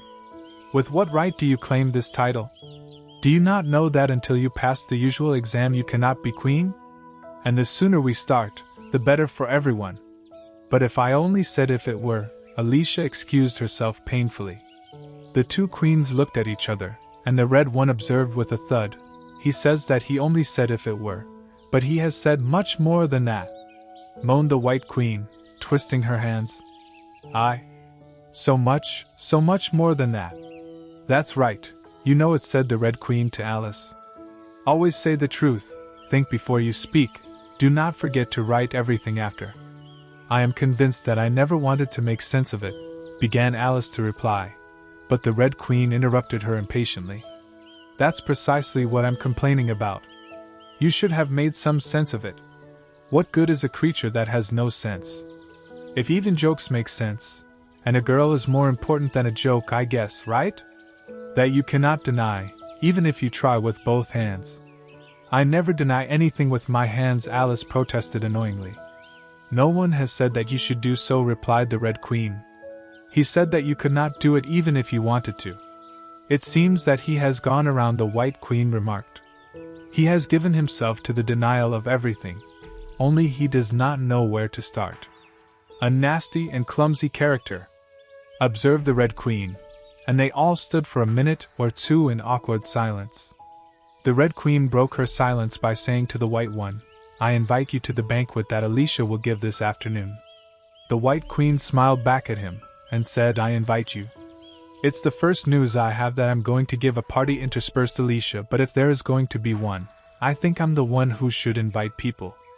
"We have already given you the opportunity to do so," the Red Queen remarked, "but I am afraid that you have not yet been taught enough of good manners." "Good manners are not learned in lessons," corrected Alicia. "What is taught in lessons is to add and things like that." "Do you know how to add?" asked the White Queen. "How much is 1 and 1 and 1 and 1 and 1 and 1 and 1 and 1 and 1 and 1 and 1? "I don't know," said Alice, "I've lost count." "He doesn't know how to add," interrupted the Red Queen. "Do you know how to subtract? What is 8 minus 9? To subtract from him 9 to 8 it cannot be, you know," replied Alice vividly. "But on the other hand, he does not know how to subtract," concluded the White Queen. "Do you know how to divide? Divide a loaf with a knife. See if you can answer that." "I suppose," I was starting to say Alice, but the Red Queen answered for her, "Bread and butter, of course." "Try another subtraction. Take a dog's bone and what is left?" Alicia considered the problem. "Of course the bone will not stay if I take it from the dog. But the dog would not stay there either if I took it away. He would come to bite me, and in that case, I'm sure I wouldn't stay either." "Then, according to you, there would be nothing left?" said the Red Queen. "I think that's the answer." "Wrong, as usual," concluded the Red Queen. "The dog's patience would remain." "But I don't see how." "What?" "So," cried the Black Queen dash. "The dog would lose patience, is it not?" "Perhaps so," replied Alice cautiously. "So if the dog goes, he would have to stay there, the patience that he lost," exclaimed triumphantly the Red Queen. Alicia objected as seriously as she could. "It may happen that the two of them go in different directions." Yet he could not help thinking to himself, "But what a nonsense we are saying. He has no idea of mathematics. Both queens were emphatically sentenced at once. Do you know how to add? Said Alice, turning suddenly to the White Queen, for she did not like such criticism. The Queen was breathless and closed her eyes. I can add, he said, if you give me enough time, but I don't know how to subtract. I suppose you know your ABC? Intimed the Red Queen. Well, there was no need, answered Alice. I too, the White Queen whispered in her ear, will go over it together, dear, and I'll tell you a secret. I can read words from a letter. Don't you think that's great? But in any case, do not be discouraged, you will also get to do it with time. At this point, the Red Queen began again to examine. Do you know how to answer practical questions? How is bread made? That I do know, cried Alicia, very excited. She takes a little flour. What a barbarity! How you are going to drink flour? The White Queen was horrified. Well, I didn't mean to drink, but to take it with your hand after you have ground the grain. I don't know why it's going to be a gram and not a ton. The White Queen continued her objection. You should not leave so many things unclarified. Shake his head, interrupted the Red Queen in a hurry. He must have a good heat of thinking. And the two of them got busy, fanning it with bundles of leaves, until Alicia had to beg them to stop doing so because they were blowing her hair in such a way. He's better now, the Red Queen diagnosed. Have you learned languages? How do you say tururu in French? Tururu is not a Spanish word, replied Alice with a moan of seriousness. And who said that? Replied the Red Queen. Alicia thought she was going to get her way this time. If you tell me what language that tururu belongs to, I'll tell you what it means in French, he exclaimed triumphantly. But the Red Queen stood up with some dignity and answered, Queens never make deals. I wish they didn't ask questions, thought Alice to herself. Let us not quarrel, interceded the White Queen somewhat hastily. What is the cause of the lightning? What causes the lightning? Pronounced Alicia, very determined, because this time she was sure that she knew the answer. It is the thunder. No, was corrected hastily. That is to say, the other way around. Too late to correct it. Once you say something, it's done. And to bear the consequences. What reminds me, said the White Queen, looking at the ground and clutching and separating hands nervously. The thunder and lightning that was during the storm last Tuesday. Well, from the last batch of Tuesday we had, it is understood. This puzzled Alicia. In our country, he observed, there is no more than one day at a time.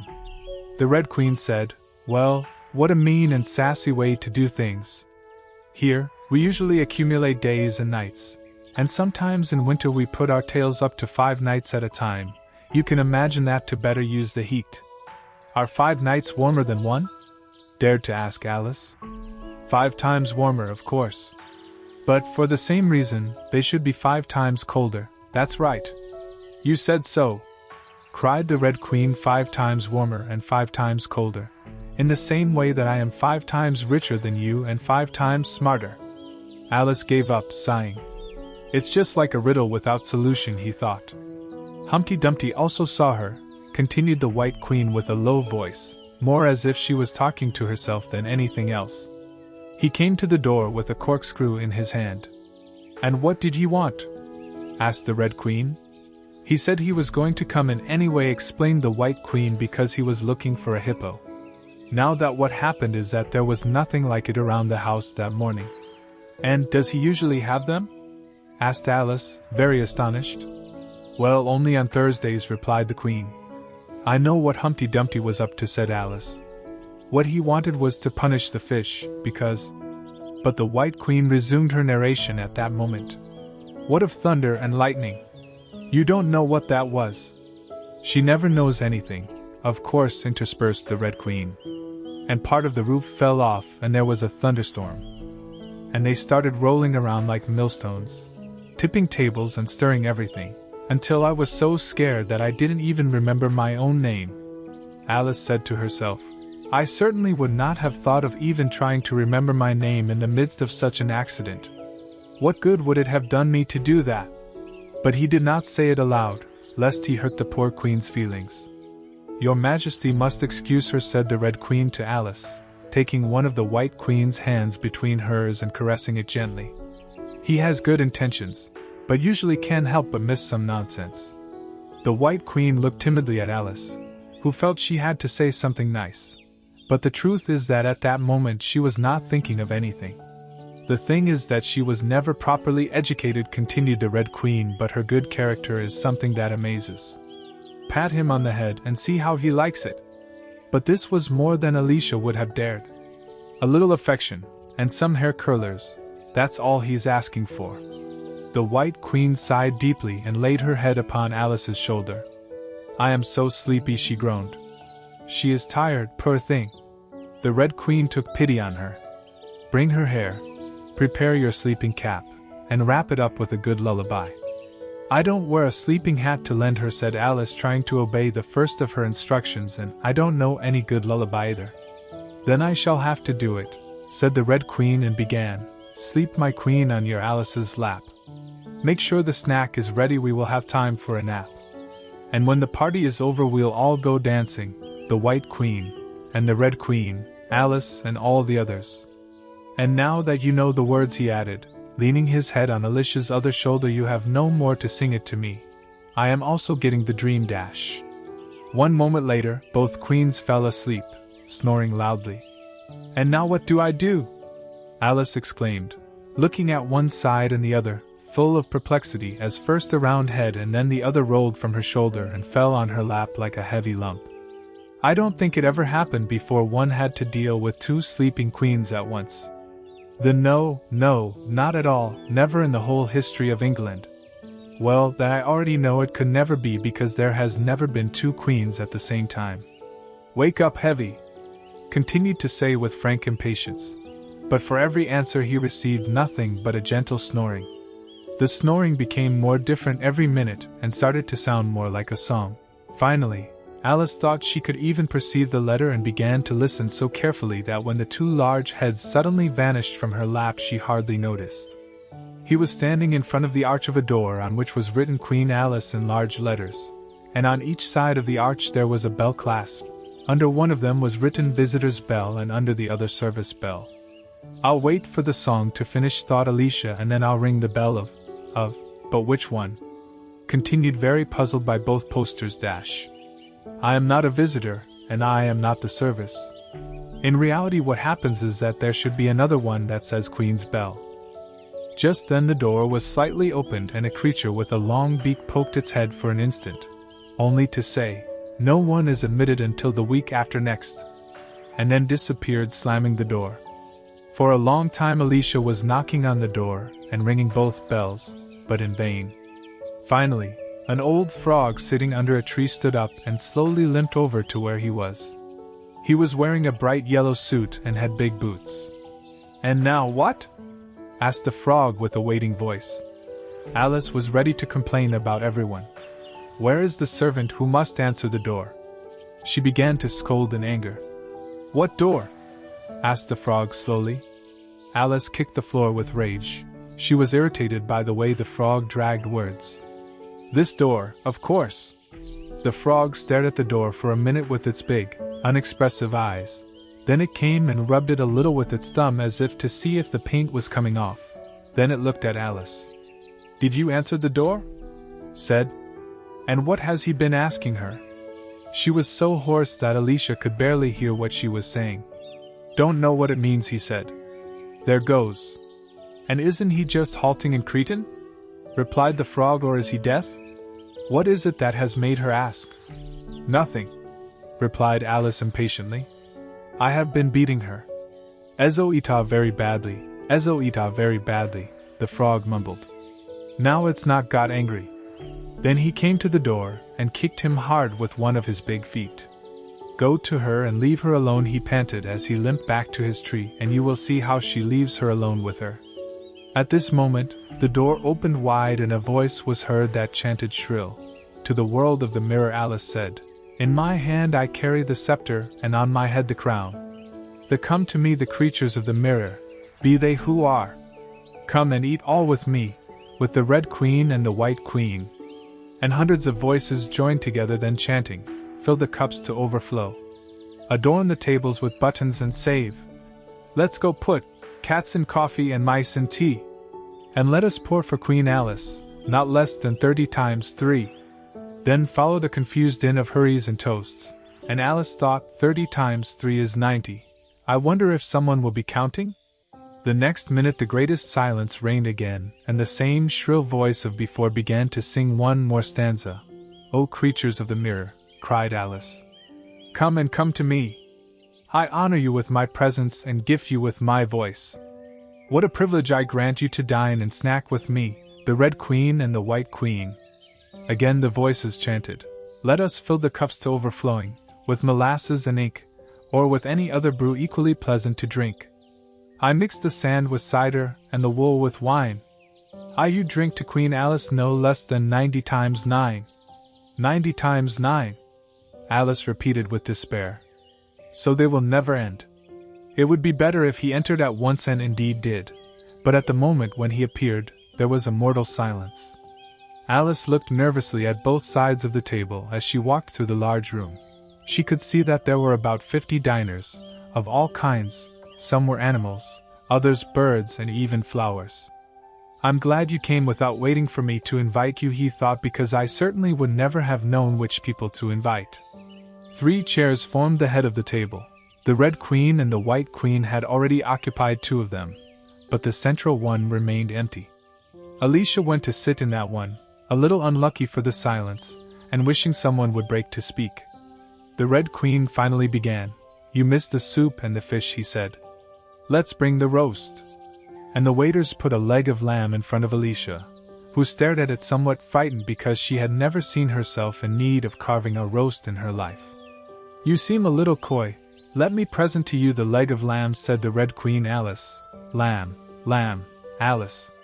The leg of lamb rose up in its fountain and bowed slightly before Alice, and Alicia returned her reverence, not knowing if she should be scared or amused by all this.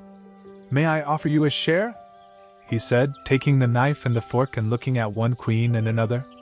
"No way," replied the Red Queen very firmly. "It would be a lack of etiquette to cut someone who has just been introduced to us. Let them take the roast." And the waiters took it away diligently, putting in place a large plum pudding. "Please don't introduce me to the pudding," she hastened to indicate Alicia, "or we'll be without dinner. Would you like me to serve you a little?" But the Red Queen frowned her brow and merely growled severely, "Pudding, Alice, Alicia, pudding. Let them take away the pudding." And the waiters took him so quickly that Alicia didn't even have time to return her reverence. "Anyway, I didn't see why it should always be the Red Queen who gives orders. So, as an experiment," he said in a loud voice, "Waiter! Oh, bring back that pudding." And there it reappeared at the moment, as if by magic.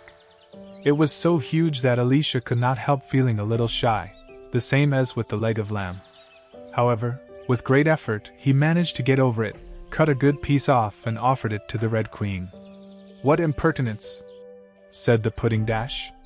"I would like to know how you would like to have a piece of your side cut off. What a brute!" He spoke with a thick, greasy voice, and Alice was breathless, looking at him in amazement. "Tell him something," recommended the Red Queen. "It's ridiculous to leave the whole conversation in the pudding. You know, today I have been recited a great number of poems," said Alicia, a little frightened to see that at the moment when she opened her lips there was a silence of death and all eyes were fixed on her, "and it seems to me that there is something very curious, that they all had something to do with fish. Can you tell me why everybody here likes fish so much?" He said this to the Red Queen, whose response was a little off topic. Concerning the fish, he said very slowly and solemnly, bringing his mouth much closer to Alice's ear, "Her White Majesty knows a riddle, all in rhyme, and all about fish. Do you want me to recite it?" "Her Red Majesty is very kind to bring it up," the White Queen muttered in Alice's other ear, roaring like a dove. "I would so much like to do it, don't you mind?" There was more, Alicia agreed, very politely. The White Queen smiled joyfully at how happy she was and stroked Alice on the cheek. He began, "First, you have to catch the fish. Easy thing is, even a newborn child would know how to do it. Then, you must buy the fish. Easy thing is, even with a penny I could achieve it. Now, cook me that fish. Easy thing. It won't take us even a minute. Fix it well in a fountain, then that's a thing, if it is already in one. Bring it here, I'm going to dinner. Nothing easier than putting it on the table, untap the fountain. This is difficult. I can't do it. Because it sticks like glue, because it holds the lid of the fountain while you lie in it. What is easier then, to discover the source or to uncover the riddle? Take a minute to think about it, and guess later, said the Red Queen. In the meantime, we'll drink to your health. Long live Queen Alice! Screamed at the top of his lungs, and all the guests immediately started drinking. But what a strange way! Some placed the cups on their heads, as if it were a cone of an absorber, drinking what was dripping down their faces. Others turned their jugs and drank the wine running around the corners of the table, and 3 of them, who looked more like kangaroos, jumped on the source of the roast lamb and began to drink the sauce, licking, as if they were pigs in their pigsty. Thought Alice. You should now thank her with a well-arranged little speech, said the Red Queen, addressing Alice with a severely frown. It is our turn to support you well, you know, he assured Alicia, very much under the White Queen, as she stood up to do so, very obedient, but somewhat frightened. Thank you very much, Alicia whispered in reply, but I can manage quite well on my own. That can't be, pronounced the Red Queen with great determination, so Alice tried to submit to her efforts to the best degree possible. And what they pressed me, would Alice later, when she told her sister how the party had gone. Anyone could have said that they wanted to flatten me completely between the two. It was actually quite difficult for her to keep herself in place while she was delivering her speech.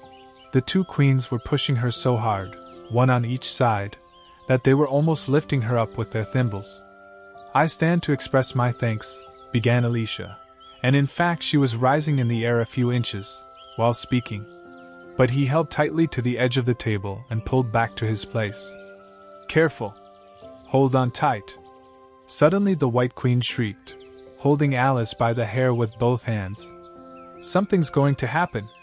And then, as Alicia would describe it later, all sorts of things started happening in an instant. The candles grew up to reach the roof. They looked like a bank of reeds with fireworks on their heads. As for the bottles, each one took a pair of plates which were hastily fitted to the side, like wings, and in this guise, with forks acting as legs, they began to flutter in all directions. They even looked like birds. Managed to think Alicia, despite the incredible confusion that was beginning to invade everything. At this moment, Alice heard someone drop a waiting laugh at her side and turned to see what might be happening to the White Queen. But instead of the Queen, what was sitting next to her was the leg of the lamb. Here I am, man! Shouted a voice from the soup bowl, and Alice turned around just in time to see the broad, plump face of the White Queen smiling at her for a moment before disappearing completely into the soup. There was not a moment to lose. Already several of the diners had settled in plates and bowls, and the soup spoon was moving menacingly over the table to where Alicia was, making impatient gestures to get her out of the way. This is not to be held, cried Alice, getting up on her feet and grabbing the tablecloth with both hands. A good tug and plates, fountains, candles and diners collapsed to the ground, falling down with a bang and all together in heaps. And as for you, she continued to turn furiously towards the Red Queen, whom she considered guilty of all this confusion. But the Queen was no longer by her side. She had suddenly shrunk to become a little doll now on the table, running merrily and turning round and round in pursuit of her own shawl that flew behind her. At any other time, Alicia would have been surprised to see this change, but she was too excited for anything to surprise her now. As far as you're concerned, repeated, grasping the figurine just as it was jumping over a bottle that had landed on the table. The figurine, I'm gonna shake you until you become a kitten. Oh, I will. 10. Shaking. As she spoke, Alice pulled her away from the table and began to shake her back and forth with all her might. The Red Queen offered no resistance. It only happened that her face became smaller while her eyes grew larger and turned green, and as Alice continued to shake her, she kept getting smaller, and fatter, and softer, and more round, and 11. Waking. And it was actually a kitten after all. 12. Who dreamed it? Her red majesty should not purr so strongly, said Alice, rubbing her eyes and addressing the kitten, respectfully but with some severity. You woke me up and, oh, what I was dreaming was so beautiful. And you've been with me, kitten, all this time, in the mirror world, do you know that, dear? Kittens have the habit, very inconvenient, had said Alicia on occasion, to always put to purr tell them what you say. If they would only purr when they say yes and meow when they say no, or any other rule like that had I said anything to talk about. But no! How can one talk to a person who is always trying to say the same thing? This time the kitten only purred and it was impossible to know if he was saying yes or no. So Alice went to search among the chess pieces until she found the Red Queen. Then she knelt on the carpet in front of the fireplace, and placed the kitten and the queen one in front of the other. Now tell me, Kitty! Exclaimed, clapping hands. Confess that you became this. But he didn't even want to look at the figurine, said Alice later when she was telling her sister. He turned his head and pretended that he did not see her. But he seemed a little ashamed of himself, so I think it had to be him who became the Red Queen. Sit a little more upright, shouted Alice, laughing happily. See if you do a bow while thinking what it is that you are going to purr. You know that this saves time. And she raised him in her arms to give him a little kiss. In honor of whom she has been a Red Queen. Snowball! My favorite. He continued to look over his shoulder and see the white kitten, who still patiently submitted to his mother's meticulous grooming. And when I wondered, will Dina end with her white majesty? That must be why you were so torn up in my dream. But Dina! Do you realize that you're feeding no less than a white queen? Frankly, what disrespect! And what has become of Dina, I would like to know, continued chattering Alice as she lay on the floor, getting comfortable, with an elbow resting on the carpet and chin resting on one hand, to observe the kittens. Tell me, Dina, did you turn into Humpty Dumpty? Well, I think so. However, you better not tell your friends for now because I'm not sure yet. By the way, Kitty, if you really were with me in my dream, there is something that you would have certainly had a great time, all those poems that I recited and all about fish. Tomorrow morning I'll give you something that you like very much. While you eat your breakfast I will recite the walrus and the carpenter, so you can imagine that you are eating some oysters. Now let's see, kitten, let's think well who is the one who dreamed all this. I'm asking you something very serious, my dear, so you shouldn't be out there licking your paw like that. Oh, as if Dina hadn't already given you a good wash this morning. Do you understand, kitten? I had to be me or the Red King by force. Of course he was part of my dream. But it's also true that I was part of his. Was it really the Red King, kitten? You were his wife, dear, so you should know. Oh, Kitty! Help me decide. I'm sure your little paw can wait till later. But the annoying kitty got deaf and started licking her other one. Who do you think it was? Under a sunny sky, a boat glides quietly in the dream of a summer evening. 3 girls huddle very close, the eyes bright, the ear attentive, would like to hear a simple story. Much has already been of that sunny sky, its echoes and its memory are extinguished. The cold autumn has died that summer July. But her spirit, still restless, my spirit, Alice wandering under skies that mortal eyes never saw. Children will still want a story, the eyes bright, the ear attentive, snuggling loving beside me. They penetrate in a country of wonders, dreaming as the days pass, dreaming as the dead die. Always sliding with the current, always floating in that golden ray. Life, perhaps, is not more than a dream? And